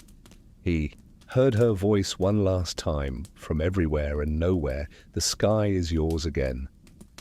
Then silence, not empty, not waiting, just whole. The return was not like before. There was no sensation of falling, no lurch in the stomach, no waking gasp to mark the transition from the impossible back into the real. Elias simply blinked, and he was home. The house was unchanged. Dust. On the table, the candle burnt halfway, the same low hum of the refrigerator in the kitchen that always made him wonder why he hadn't replaced it. But something had shifted. Not outside. Not in the air. In him. The silence no longer pressed. Against his skull? The rooms no longer echoed. The stillness wasn't watching him anymore. It was just stillness. He sat down at the table. The recorder was there, untouched, since the last time he'd tried to capture a voice that didn't stay. The key was gone. The stone, too. But he could still feel its weight in his palm, as if it had left an imprint beneath the skin. He reached into his jacket out of instinct, and there it was. Not the stone, but a single slip of paper. No writing, just a circle, drawn in ink. Not a symbol, not a map, just a circle, complete, closed. Outside the weather had changed. A dry wind swept through town, carrying leaves across the pavement in spirals. The clouds were higher, thinner, stretched like pulled cotton across a pale blue sky. For the first time in what felt like years, Elias stepped into town with his head upright, his back not bent by the quiet. The people didn't stare anymore. They nodded. Some smiled, even the sheriff, who had never quite decided whether Elias was a hero or a coward, tipped his hat as they passed. There was a calm now, not forgiveness, not celebration, but a quiet acknowledgement that whatever had happened, it was done. At the grocer, the boy who once told him, "You're still here," handed him his receipt and said, "We're all still here." Elias smiled, and this time it reached his eyes. In the days that followed, Elias did things he had put off for years. He wrote letters, real ones on paper, in ink, and mailed them without fear of response. He cleaned the attic, sorting through boxes not with dread, but with curiosity, like a traveler discovering a forgotten country. He found an old radio transmitter, the kind used in his early flight days, and spent a full afternoon taking it apart and putting it back together, not to fix anything, but because it reminded him that things could be understood. He planted herbs on the windowsill, not expecting them to grow, and yet they did. Tiny green shoots pushing through soil like memory finding light. One night, unable to sleep, he walked to the edge of the woods. The moon was sharp and silver. The air held that crisp edge of approaching autumn. He stood at the line where forest met field and listened, not for voices, not for messages, just for the sound of being alive. And then he saw it. Not a person, not a shape, just movement and a ripple in the air, a shimmer at the edge of vision like heat off a runway. It wasn't coming closer, it wasn't going away, it was simply there. He didn't approach it, he didn't fear it, he just nodded. And it flickered once, then faded. A shared understanding. Not everything needed to be seen to be known. Later, sitting at the kitchen table, he lit the candle again. The room filled with that familiar warmth, that soft, flickering hum that made the shadows move like they were breathing. He opened a fresh journal. The first page was blank, white as sky before a storm. He didn't rush. He didn't force the words. He just let them come. I don't know if what I saw was real, he wrote, but I know what it changed. He paused. The sky doesn't demand. It offers. But it only keeps offering to those who remember to look up without expecting permission. He set down the pen, listened to the wind outside, and for the first time in so long, he didn't think about the mission, the turn, the crater, or the flickering machine that took him beyond the edges of knowing. He thought of the child, the toy plane, the open sky above a backyard too small to contain the dreaming that once lived in him. He thought of the woman with the blurred face, the tower made of memory, and the versions of himself that had chosen differently. He thought of how heavy the silence used to be, and how light it felt now. He didn't need to fly again. He didn't need to be remembered. He only needed to be. And in that need, there was peace. Elias didn't expect the knock at the door. It came on a Tuesday, mid-morning, the kind of time when most people were busy, pretending life had rhythm. He had just finished sweeping the porch, something he'd taken to doing daily now, not out of necessity, but because he liked the way the sound of the broom cut through the morning air. The knock was light, not urgent, but not casual either. It was the kind of knock that carried intention. He wiped his hands on his jeans, opened the door, and blinked. A boy stood there, no older than 16, eyes sharp, jaw tight like someone, trying not to tremble. He wore a coat 2 sizes too big and carried a canvas satchel over one shoulder. Without a word, he reached into the bag and pulled out a folded piece of paper. It was yellowed, creased, edges torn, as if it had passed through 1,000 hands. He offered it to Elias, who took it carefully. The boy didn't explain, just stepped back, nodded once, and turned to leave. He didn't look back. Elias stood on the porch watching the boy until he disappeared around the bend. Inside, he unfolded the paper. It wasn't a message, not really. It was a drawing, hand-sketched in black ink, the lines wobbly, the shapes only half finished. But Elias knew what it was immediately. It was the cockpit, not any cockpit, his cockpit. Down to the worn handles, the radio set with the missing knob, the checklist taped to the left panel with his own handwriting barely legible. But in the drawing, one thing was different. There was a door where no door should be. In the center, console, square, hidden, labeled with a symbol he didn't recognize, a spiral inside a triangle. His pulse quickened, not with fear, with memory, that shape. He'd seen it somewhere, not in training, not in combat, but before, long before, a dream, a fever. He couldn't place it, but it was there, coiled in the dust of his mind. He turned the drawing over. One word was written on the back. Enter. That night he didn't sleep. He sat by the window, the drawing laid flat on the table beside the candle, watching the wind push clouds across the moon. The house creaked like it was thinking.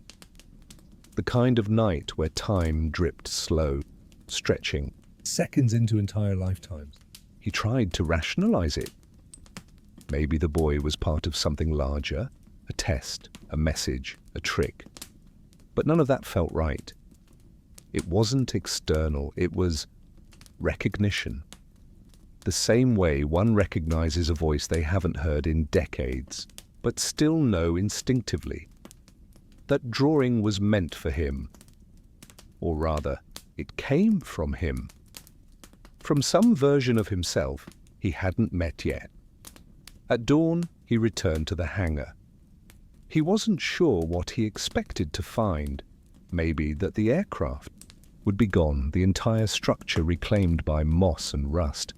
But it was there, exactly where he left it. Unchanged. Waiting. He stepped inside and felt the hum immediately. Low, deep. Like the throat of the earth vibrating just for him. He climbed into the cockpit, sat. The familiar seat embraced him. He placed the drawing on the console. No reaction. But when he touched the center panel, the one from the sketch, his fingers tingled. He traced a square onto the surface. The panel clicked. A hiss. A compartment slid open, and inside the stone. Not the one from before. This one was clear, translucent. Light shimmered through it in threads like smoke trapped in ice. He picked it up and felt the world shift. Not visually, internally.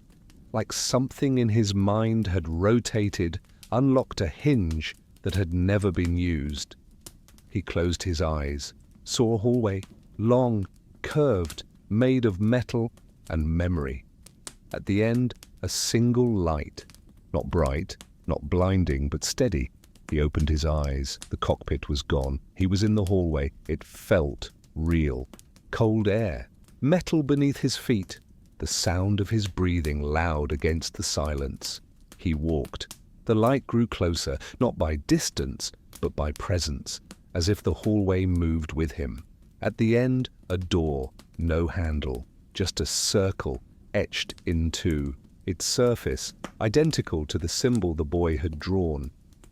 It slid open soundlessly. Inside, a room full of screens. Not monitors, not digital. Each screen was a memory, not just his. Hundreds, thousands, people he didn't know. Lives he'd never lived. Choices that led to places he never dreamed of. One screen showed him as a mechanic. Another, a teacher. One, a man who had died in the crash. Another, a man who never flew at all. The room pulsed, a presence formed, not a figure, not a god, just awareness, ancient, immense. It spoke not in words, but in gravity. Every thought Elias had was now being shared, echoed, responded to. It told him this: you are a fracture. A ripple in design, and ripples, when left uncontained, become tides. He tried to speak. The room answered. You were never meant to return. You are a variable that rewrote the outcome. Elias stepped toward the largest screen. It showed him. not flying, not walking, standing in this very room, watching this very moment, the loop complete. And then it broke. The screen shattered. Light poured from it, not blinding but infinite, and Elias understood. This was not a punishment, it was a choice. They weren't trying to erase him. They were offering him something else, something beyond mission. beyond memory, beyond sky. They were offering him a place in the design, not as a soldier, not as a rebel, but as an architect. One who remembered the cracks, one who carried the sound of turning back, and, through him, the system could learn. The voice returned. You may leave, or you may build. Elias closed his eyes and chose. He awoke not with a start, but with the slow, weighted awareness of someone being lowered gently into a different layer of reality. His eyes opened to the dim interior of the cockpit, the outline of the canopy above him, hazy in the morning light. For a moment, he didn't move. He could still feel the hum of the other place, the memory room, the voices without mouths, the endless screens flickering with paths he never walked. But now, everything was still. Everything was real. Except something was different. He wasn't alone. He turned his head slowly, expecting maybe the woman, or even the boy with the coat too big for his shoulders. But it wasn't either of them. It was him. A second Elias sat in the co-pilot's seat, older, thinner, with silver in his beard and a look in his eye that Elias recognized but hadn't worn in years. Clarity. The second Elias didn't speak, just nodded once as if to say, "Now." You see? And then he was gone. Not with a blink, not with a sound, just gone. Like fog, burning off a windshield.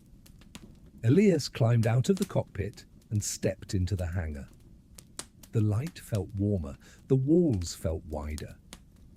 He didn't know if He had slept for an hour or a year. He walked home the long way, passing through the field behind his house, where the trees arched overhead like the ribs of something ancient and kind. He didn't think, he just breathed, letting the wind carry whatever thoughts he didn't need anymore. At the edge of the field, something caught his eye. A glint in the grass. He knelt down. It was a toy plane, rusted, broken wing, the kind a child would fling and chase until the sun gave up. He picked it up gently, turned it over in his palm, and smiled. He didn't remember losing it, but it had waited for him anyway. Back at the house, he opened the journal, wrote without hesitation. I chose to stay. He paused. Not in the cockpit, not in the sky, but here, in the fracture, the place between the turn and the crash, the space where choices echo. He tore out the page, folded it, and placed it under the candle. Then he began again. Not from memory, from design. He sketched. Lines, arcs, patterns. Not aircraft, not machines. Ideas. The kind that lived just outside language. Blueprints for systems that didn't yet exist. He didn't know where they came from, only that they were his now. Days passed, maybe weeks. The town moved around him like clockwork slowed to half speed. The grocer still bagged his fruit. The mail still arrived late. The boy in the oversized coat never came back. But sometimes, just before dawn, Elias would see a figure standing at the edge of the trees, not moving, just there, watching. And he would nod, and the figure would vanish like mist. One night he dreamt of the room again, but this time it was empty. No screens, no voices, just a chair and a window.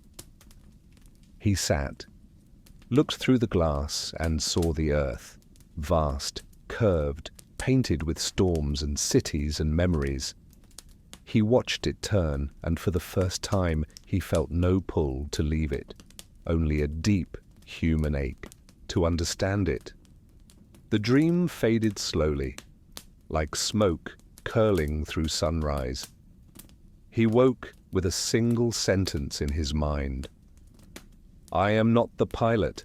I am the turn," he whispered it aloud, and in the silence that followed, he felt the world nod back.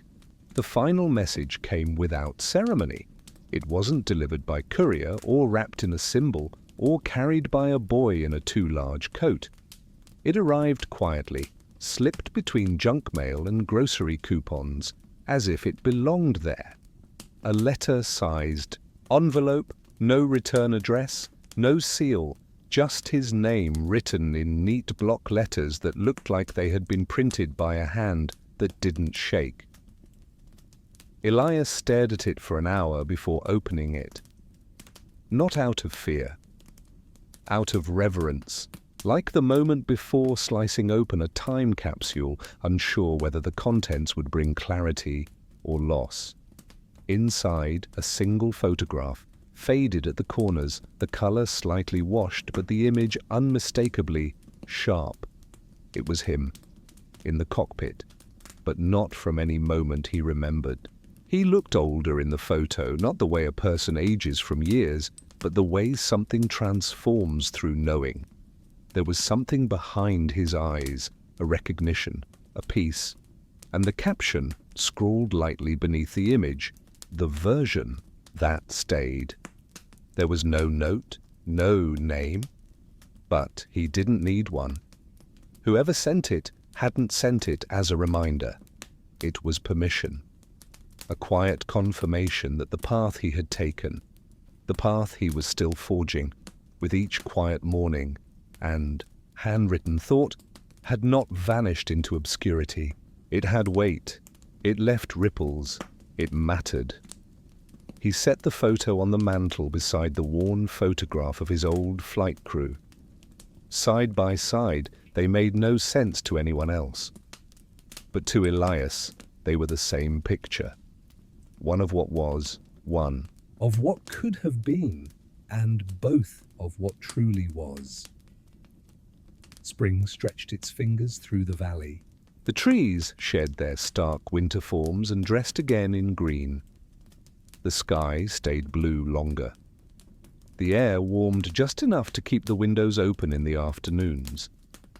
And Elias began taking short flights again. Not in real planes, but in memories, in recollections he had once shelved too far back.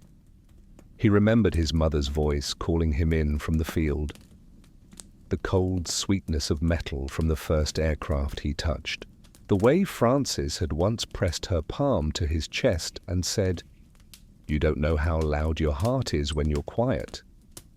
And with each remembered detail, he stitched himself more tightly to the fabric of this life, the one he had once nearly discarded. He wrote more letters, not to anyone living, not really. Some he addressed to names he made up, some to coordinates, some to voices he'd never hear again. But each one was folded carefully, sealed with a single line of twine, and buried in the soil at the base of the tree he'd planted. He told himself it was compost for thought, a way to feed something that would outlive him. The tree was growing fast now, taller than the roof, strong, rooted, and somehow in that fact there was a message. In late summer, a letter came from a small airfield upstate. They had found his name in an old registry, asked if he'd be willing to consult on a restoration project, a vintage aircraft they were trying to bring back from the edge of rust. He didn't answer right away. He let the letter sit on the table for a week. Each day he looked at it, waiting for the old ache to return, the tug of the sky, the longing, the restless noise behind his ribs. But it didn't come. What came, instead, was a quiet, calm sense of continuity. He didn't need to fly again, but he could help others understand why they wanted to. He drove up in September. The airfield was small, nestled against a range of hills that looked like sleeping giants. The hangar doors squealed when opened, and inside sat a skeletal frame of a jet he had once trained in, years before the war, before the missions, before the decisions that had turned him into myth and question. The young mechanics didn't know his story, not really. They called him Captain, but it was a courtesy, not a reverence. He liked that. It kept things simple. He taught them how to read the old wiring, how to listen for tension in the bolts, how to trust the sound of the fuselage over any manual. He spoke slowly, rarely, but when he did, they listened, and when he left, they thanked him without understanding what they were thanking him for. The drive home was long and beautiful. The hills turned gold with dusk, and the radio crackled softly with static between forgotten stations. He didn't rush. He stopped at overlooks, stepped out into tall grass, watched the sun vanish behind peaks like a memory folding itself into night. Somewhere along the way, he realized he hadn't thought about the crater in months. Not because it had vanished, but because he had made peace with the fact that it had never needed to be filled. Some absences weren't meant to be replaced. They were meant to be understood. Back at the house, the candle had melted down to a nub. He lit a new one. The flame danced like it always had. The journal was almost full again. He flipped to the last page, wrote with his usual quiet slowness. There was never a sky that didn't ask something of me. But this one, the one above me now, doesn't demand. It listens. I think I do too. He closed the book. Walked outside. The stars were just beginning to appear, and in the distance, far beyond the tree line, a low hum vibrated in the air. Not a plane, not a machine, just the echo of the turn, and it sounded like music. It began with dreams that weren't his. At first, Elias didn't notice. They came like flickers in the early hours of sleep. Faces he didn't recognize, landscapes he'd never visited, the hum of languages he didn't speak. But then, slowly, they returned. Not as fragments, but as whole stories. A girl running along a railway in a mountain town. A man sitting on the wing of a grounded plane beneath a purple sky. A child staring at a compass that spun endlessly. Each morning, he would wake feeling like a traveler in someone else's life, holding the weight of emotions that did not belong to him. It was unsettling at first, like wearing another man's coat. But he began to realize something deeper. These weren't random dreams. They were memories, borrowed, shared, offered. And somehow they were arriving through him. He started writing them down, not in the journal. That was for things he understood. These dreams had their own notebook, plain and spiral-bound, the kind a schoolboy might use. Each entry was precise. Names, if given, locations, emotions, details that didn't make sense but felt undeniably real. He filled pages each day, then dozens, then shelves. Some entries were short, a single page describing the taste of rain on metal. Others stretched for hours, chronicling lives that spanned continents and decades. He didn't share them, not yet. But he began to notice changes in the people around him. At the market, The boy at the register paused while scanning produce and said softly, "I dreamt I was falling, but it felt like flying." The sheriff, while adjusting his hat in the mirror at the diner, muttered, "You ever wake up and think, You forgot someone else's name but still feel it in your mouth. they weren't speaking to him, not really, but the words rang like tuning forks in his ribs. Elias knew what was happening, even if they didn't.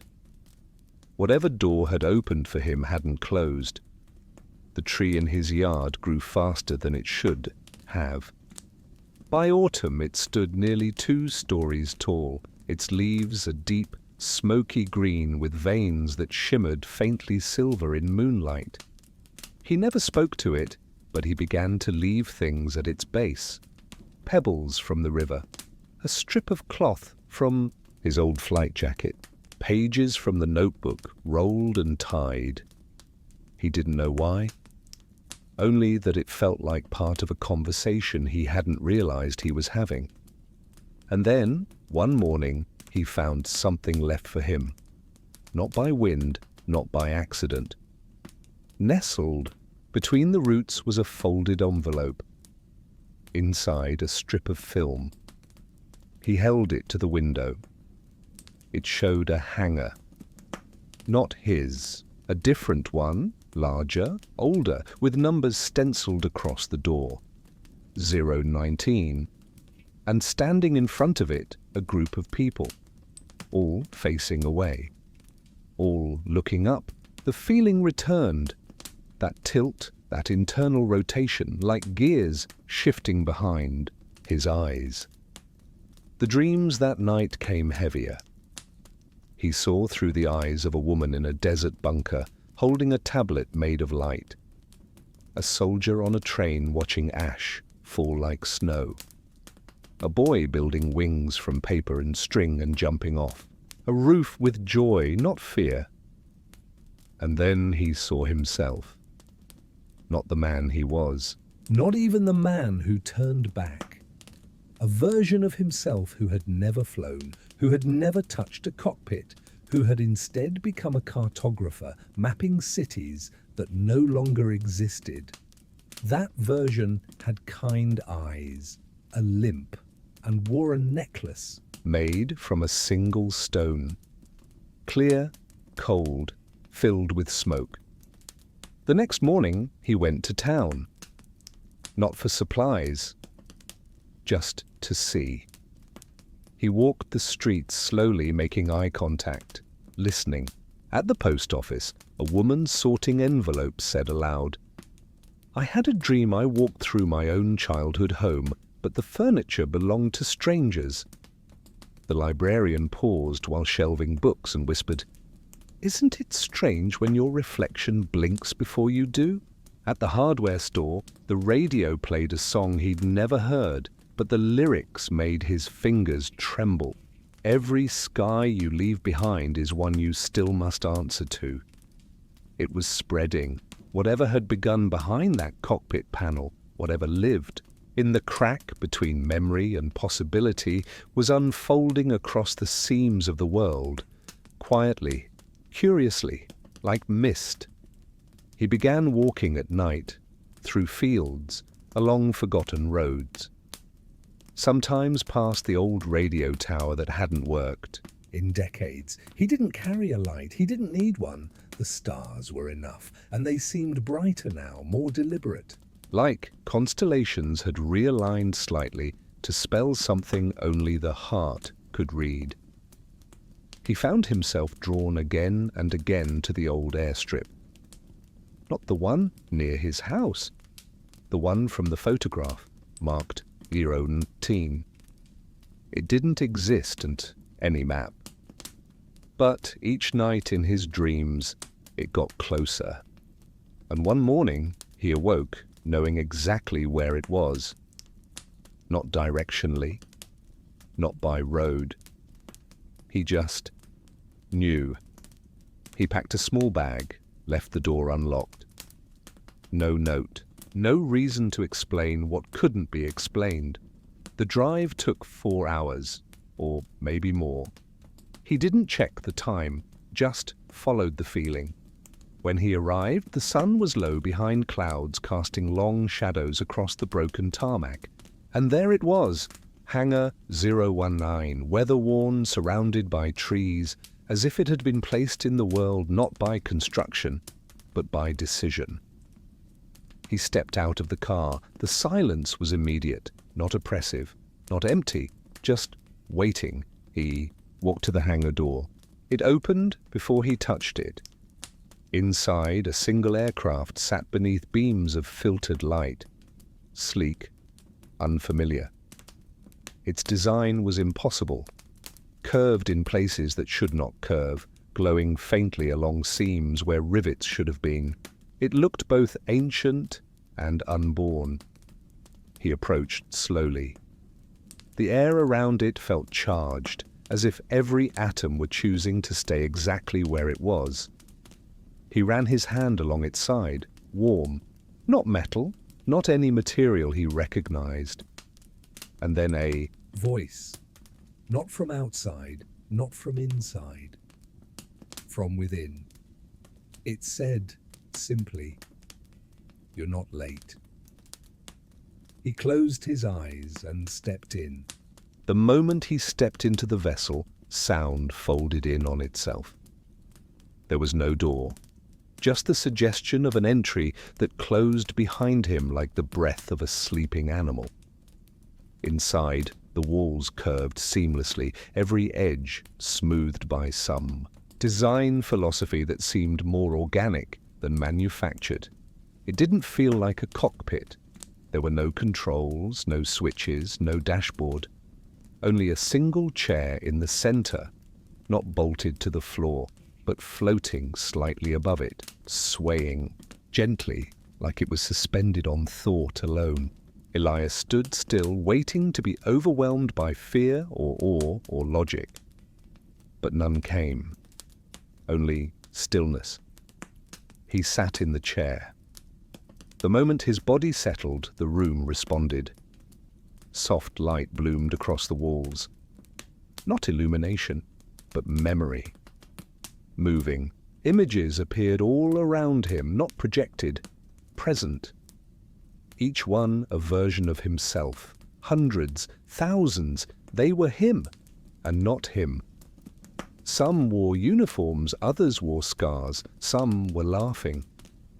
One sat at a piano, another walked into fire. None of them saw him. He understood then. This wasn't a machine. It was a mirror. A mirror not bound to flesh or linear time. A mirror made of story. The vessel pulsed gently like it had a heartbeat, and suddenly he saw her. Not Francis. Not the boy.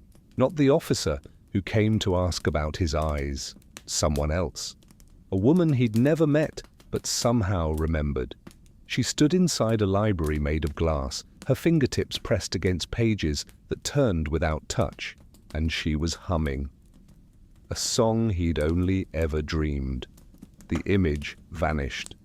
Another took its place, a child asleep beneath an open sky, curled beside a radio that emitted nothing but static. Then a train pulling into a station that didn't exist. And then silence. The vessel spoke again. "You carry the residue of divergence." Elias didn't ask what that meant. He already knew. The moment he turned back, he'd stepped off the road that others had paved for him. But roads don't simply disappear. They fracture, and every fracture echoes. The light shifted. Now he saw the boy with the satchel again, only older. A man now standing in front of a chalkboard in a classroom where all the desks were empty, speaking as if someone were listening. He was saying, "When the pilot turned back, the storm paused, not because of fear. Because time was watching," Elias whispered aloud. "Where am I?" The vessel responded without hesitation. "Nowhere and everywhere. You are in the fold." He remembered the feeling from the first time, the moment in the cockpit when he found the clear stone and touched the edge, of something vast. This was that space. This was the echo of that moment made real. You turned back, the vessel said. You became the question. Images flared. Not his life. Others. A woman in Tokyo dreaming of snow that burned. A fisherman in Chile who suddenly remembered the face of a brother he never had. A politician in Iceland who recited lines from a poem Elias wrote but never published. A ripple, expanding. You were not meant to continue, it said. But you did. Now the lattice realigns. Elias leaned forward, though there was no edge to fall from. What am I supposed to do? There was a pause, and then, listen. The vessel darkened. The images vanished. But the sound remained. A lower chorus of thoughts, not quite words. Some were clear. Others jumbled. Some wept. Some laughed. But each was human. Fractured. Reaching. He sat with them for what felt like years. He listened until the listening became something deeper. A kind of understanding not taught, not learned, but absorbed. He began to see how stories bent toward each other, how a thought in one life created a current in another, how memory was never isolated. It was a network. And somehow his decision had exposed the wiring. Then came the final image. Not grand, Not strange. It was his house. The porch, the journal, the candle, the tree, and he was there. But he wasn't sitting, he was digging a hole, small, deliberate, into the dirt beneath the tree. And when the hole was done, he placed something inside. a black box, unmarked, no latch.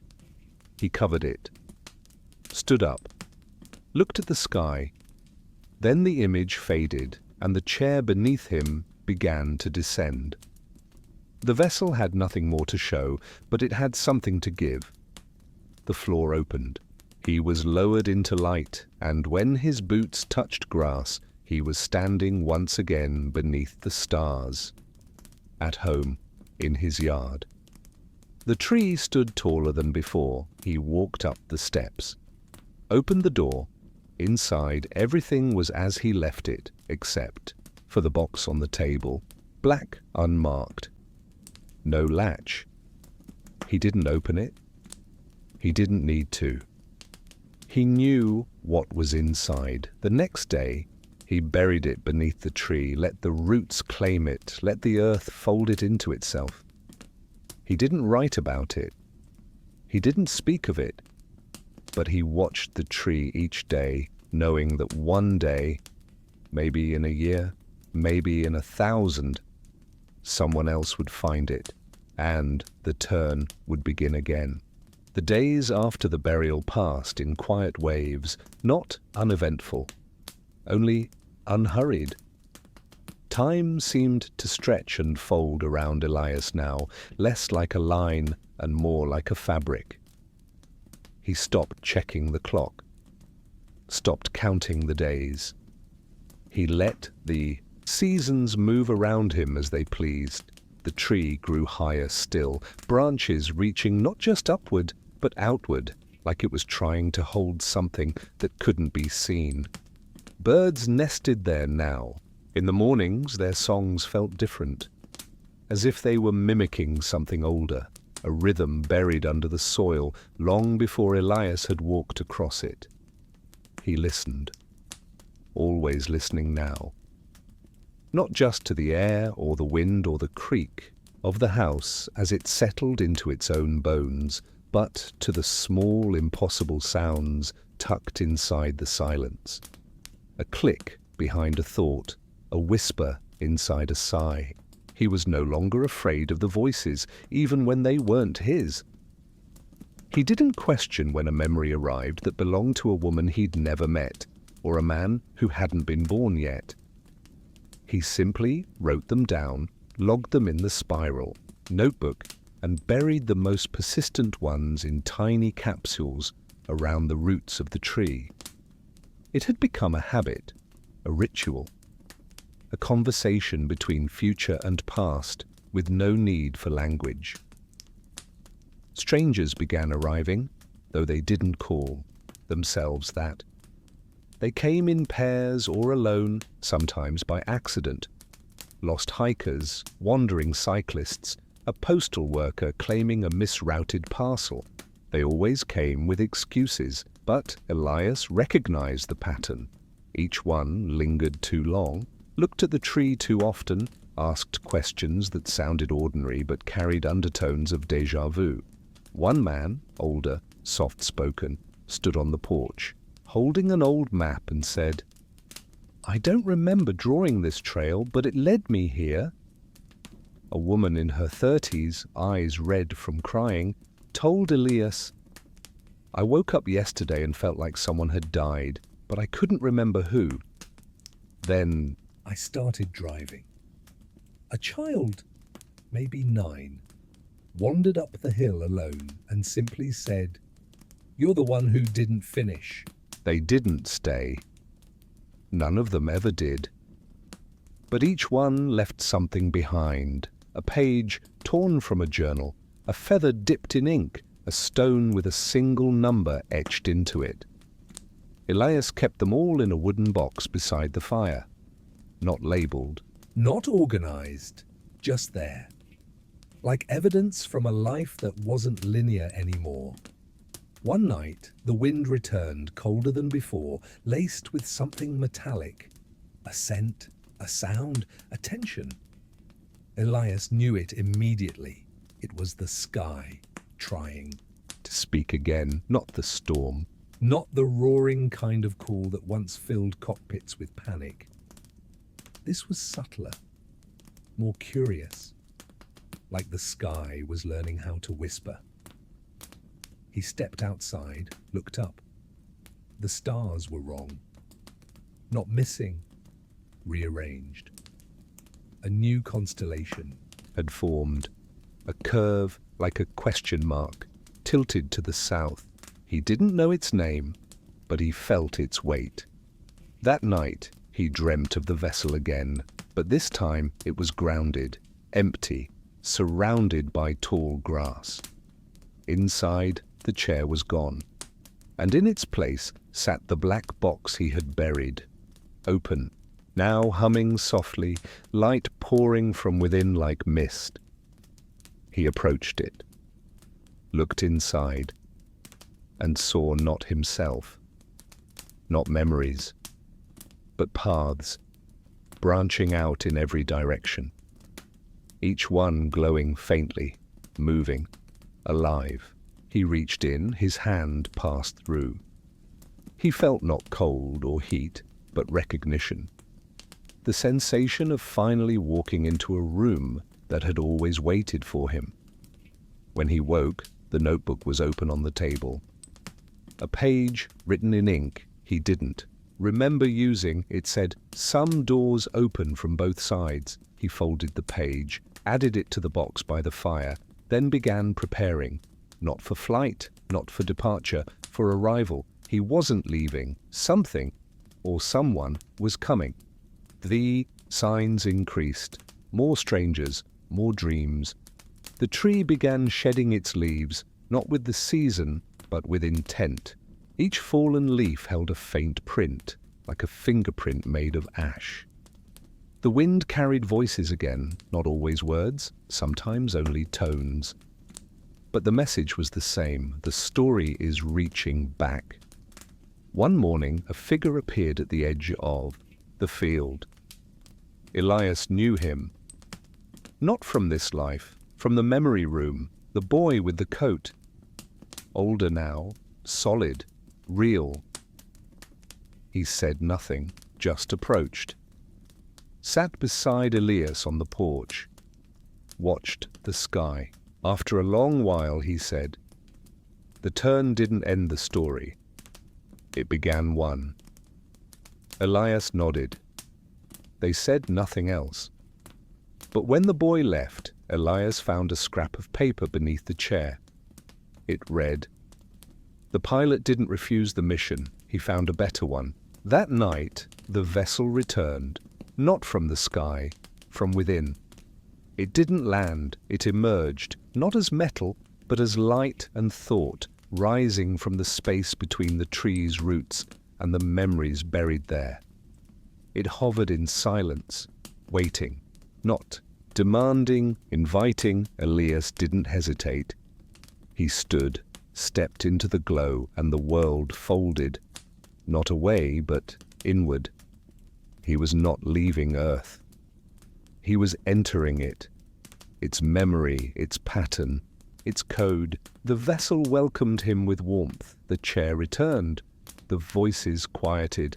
Only one remained, his own, and it said finally, with no fear and no shame, "I was never meant to die in the sky. I was meant to remember how to live on the ground." The vessel pulsed. The stars flickered. And then, quiet. The descent was not one of motion, but of depth. There was no feeling of gravity, no downward tug. And yet Elias could tell that he was going deeper, through something not quite physical, but no less real. The vessel moved like thought, like the unraveling of a memory that had been waiting for him to return to it. Around him the walls shimmered and changed, not into metal or code, but into layers of moments, not his, but the world's. He saw forests being born and oceans breathing in the first light of morning. He saw animals walking paths that had not yet become roads, saw mountains rise and collapse and rise again. The vessel wasn't showing him history. It was showing him the Earth's dream of itself. Then it slowed, not a halt, but a pause, like it had arrived at a level of memory that required permission. The silence was immense. He could hear his own breath, feel the weight of his body, and then something stranger, the sensation of being watched not by a person, but by a presence that spanned beyond time. He stepped out of the vessel. There was no door, no opening. One moment he was inside, and the next, standing barefoot on a surface that looked like water, but held his weight like stone. Above him, not sky, but a dome of soft grey light, shifting, like cloud and smoke. The world here was not fully formed. It was conceptual, half-imagined, as if he had stepped into the blueprints of something greater. The presence came slowly, like fog. It had no shape. It moved around him, through him, and then into him, not to possess, but to speak, not with language, with understanding. It asked a question, though no words were used. "Why did you turn back?" He answered, not with voice, but with memory. The choice, the pressure, the sudden certainty that flying forward would erase something sacred. He showed it, the feeling, the fracture, the awareness that something invisible had screamed at him to stop. The presence received it, and responded, "You heard us." A new memory unfolded, not his, not the world's, something older than both. He saw a pilot, not human, in a ship that bent light, fleeing a war not of nations but of purposes. The pilot's mission was not destruction but escape. It had crash-landed on Earth in a time before language, and from that point on, the Earth had remembered it, hidden it, grown around it. That vessel, now resting beneath the tree in Elias's backyard, was not just a remnant. It was a seed, one planted to be found by the one who could hear the echo, who could turn back from death and return to story. "You are the first since the fracture," the presence said. The others flew too far. Images poured into him. Hundreds, thousands, other pilots, other timelines. In each, someone had been meant to hear. Some did, most didn't. In many of them, the story ended in fire, but not in this one. In this one, Elias had turned back, and in doing so, he had reopened the archive, the deep memory of the earth and all it had stored. "You are not alone now," the presence said. "They are beginning to remember, not just you, all of them." The presence withdrew, not fading, but embedding itself in him. Not possession, integration. Elias felt it settle behind his heart. Not a foreign thing, but something that had always been waiting for him to make space for it. He stood a while in the quiet, then turned. The vessel was there, still humming gently, as though it had never left his backyard. He stepped inside, and this time the vessel rose, but it didn't return to the surface. Not yet. It passed through other layers, pockets of memory embedded like seams in the earth's long fabric. In each one, Elias caught glimpses. A woman, sculpting shapes in sand that matched his dreams. A teenager, staring at a broken compass that glowed only when he whispered Elias's name. a newborn somewhere, clutching a stone that hummed in its sleep. He understood now. The turn had sent out a signal, and those who had the right frequency, the right fracture, were beginning to receive it. When he finally emerged from the vessel, the world felt quieter, not empty, tuned, like everything had paused to adjust to a new note in its melody. He stepped onto his porch and the tree greeted him, not physically, but in a feeling that passed through his feet and into his spine. Its roots had changed, grown deeper, touched something ancient. The box he had buried was gone now, dissolved or absorbed, he couldn't say. But its purpose had been fulfilled. He sat down, lit the candle beside the old journal, and began to write. Not for himself. Not even for the ones who would come next. But for the memory itself. For the lattice. Each word he wrote felt like an anchor. Each sentence a thread. And in the quiet space between lines he could feel others writing too. Somewhere, scattered across the skin of the world, other writers were waking from dreams they didn't understand and reaching for pens, pencils, charcoal, stone. He looked up. The sky was no longer the same. It had not changed in color or shape, but it knew him now, and that changed everything. Elias no longer kept time by clocks, the tick of gears, the shape of hours. All of it had lost meaning after his return from the vessel. Instead, he measured time by changes in the wind, the number of leaves that fell from the tree, or how many new footsteps the dirt path outside his porch had collected overnight. It had been only a few weeks since his descent into Earth's memory, but he could feel it.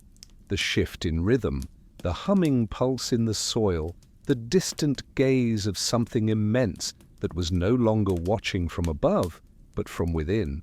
It wasn't dramatic, not loud, just persistent, like a low note carried through every sound, and others were beginning to hear it too. The first to arrive was a girl of maybe 16. She said her name was Hannah. No last name. She wore a threadbare green hoodie, a necklace made of keys, and shoes covered in highway dust.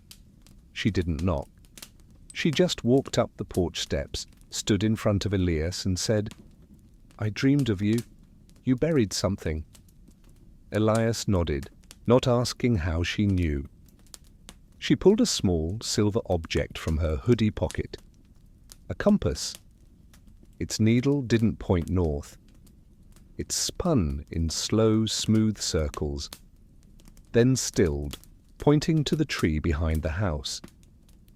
"I followed this," she said. "It started spinning after I woke up." He offered her tea. She stayed for an hour, maybe less, talked about dreams she couldn't explain, names she didn't recognize, wrote them down in the margin of one of Elias's blank notebooks. Then she left. Not abruptly, not with urgency, just with quiet certainty that her task here was complete. The next morning, someone else came. An older man with shaking hands and a journal full of strange symbols. Then a couple, silent, wide-eyed, walking hand in hand like they were still half asleep. Over time, they formed a pattern. Not a cult, not followers, just witnesses, each one with a piece of something they didn't yet understand. Elias never tried to explain. He didn't have answers, only resonance. He let them speak. Let them sit beneath the tree. Let them dig if they felt compelled, or leave behind things they could no longer carry. The box by his fire filled with offerings, photographs of people no one recognized, cassette tapes labeled in dead languages, stones with blood-red lines through the center, clocks with no numbers, folded maps that pointed to places that never existed. He began calling it the archive, not as a shrine, but as a shelter for fragments, broken pieces of a reality that was remembering itself through its fractures. He began writing again, but not as he had before. This time, the words came not from memory, but from something deeper, a well of thought beneath language. His journal filled with looping prose that made sense only when read aloud in candlelight. He wrote until the candle burned out, and when he read it back the next morning, he didn't recognize the hand, but the meaning lingered. He placed each filled page in a metal drawer beneath the floorboards, sealed it, buried another stone beside the tree. The world outside his hill seemed slower now, or maybe it was simply struggling to keep up.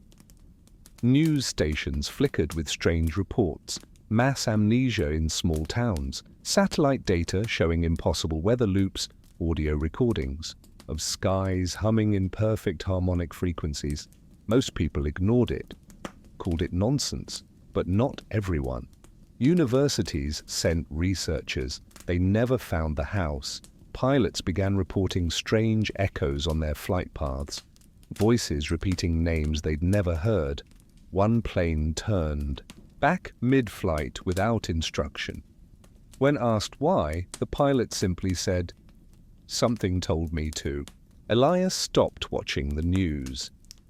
He didn't need it anymore. The signs came to him directly now, in dreams, in visitors, in the subtle rearrangements of nature. One day, the tree bloomed out of season. Flowers with translucent petals and stems that whispered when touched. Another day, a trail of feathers led from the edge of the field to his door. Each feather burned slightly when held, leaving no ash. And one morning, just before dawn, he awoke to find every mirror in the house. Turned backward, he didn't panic. Not anymore.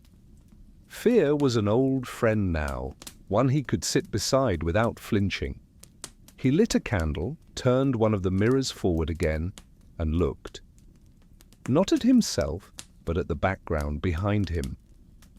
A shape stood in the hallway. Human, but not fully. It shimmered. Not like light, but like memory trying to stabilize. It raised a hand, not in threat, in recognition. Then it was gone. He sat down and wrote only one sentence that day. The others are beginning to come through. The vessel had not returned since that night under the tree. But its hum remained, faint but ever present, in the stillness between heartbeat and breath. He didn't need to enter it again. Whatever had been shared between them now lived inside him. It wasn't about flight anymore. It was about translation, turning what could not be said into something that could be carried. More people came. Not all were kind, some were broken in ways even the archive couldn't hold. One man tried to burn the tree, said it spoke in lies, said it showed him a version of himself he didn't want to see. The fire never caught. The matchbook crumbled in his hand. He screamed, cried, then left, leaving behind only a torn page that read, "Not ready. Not yet." Another woman came to bury a box filled with teeth. She said each tooth belonged to a regret. Elias let her dig, let her weep, let her go. He didn't judge. He remembered what it meant to carry a weight no one else could see. And every night, he returned to the porch, lit the candle, wrote in the notebook, watched the sky shift slightly, almost imperceptibly, into something new. It was coming. He didn't know what, but it was coming, and this time he would not turn back.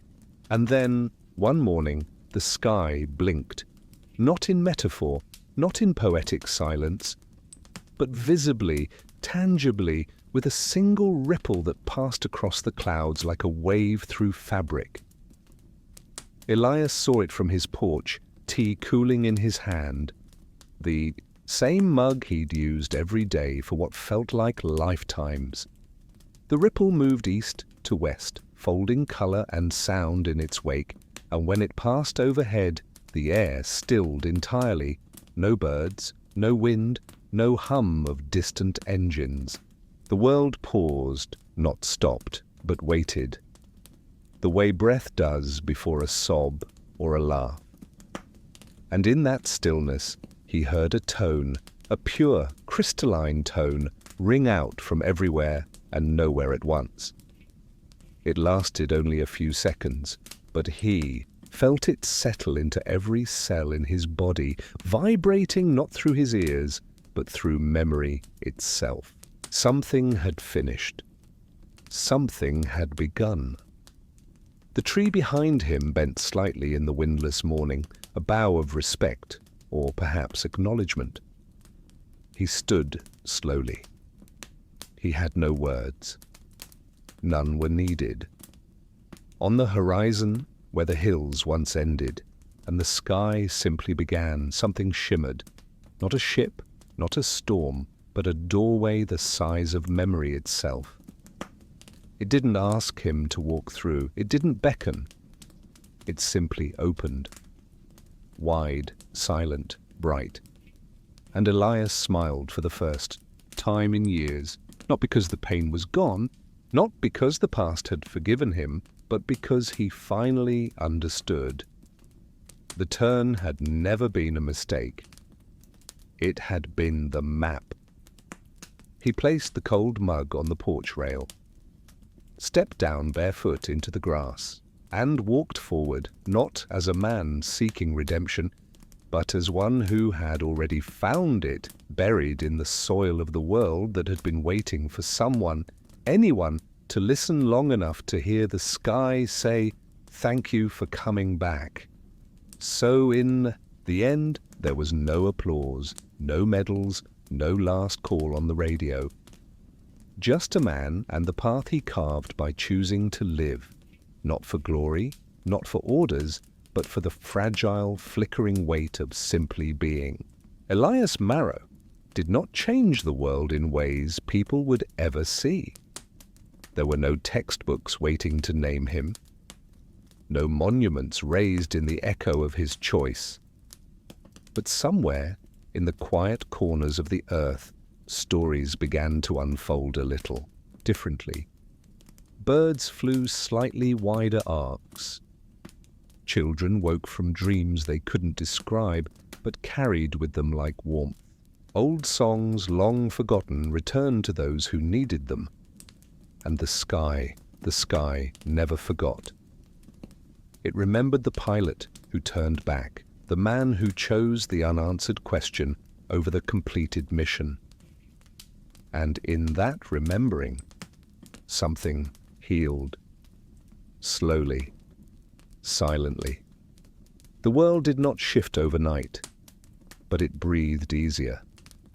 And when the wind moved across the field behind his house, it whispered not of shame nor of sorrow, but of grace, the kind earned not by obedience, but by Listening. truly listening. So if one day you hear something in the silence, something gentle, impossible, calling from just beyond what you understand, it may not be a mistake. It may be memory trying to find its way home through you. Because some journeys don't need to end in arrival. Some were meant to turn back and begin again. Thank you for watching, or for simply being here. Whether you stayed awake for the journey or drifted into sleep along the way, your presence mattered. Sometimes the quietest stories are the ones that stay with us the longest. If this one stayed with you, even a little, feel free to leave a word, a thought, or just a single emoji in the comments. It means more than you know. Until next time, wherever your path takes you, I hope the wind is gentle, the sky is kind, and that you always know when to turn back and when to begin. Again, sleep well or carry on. Either way, goodbye for now.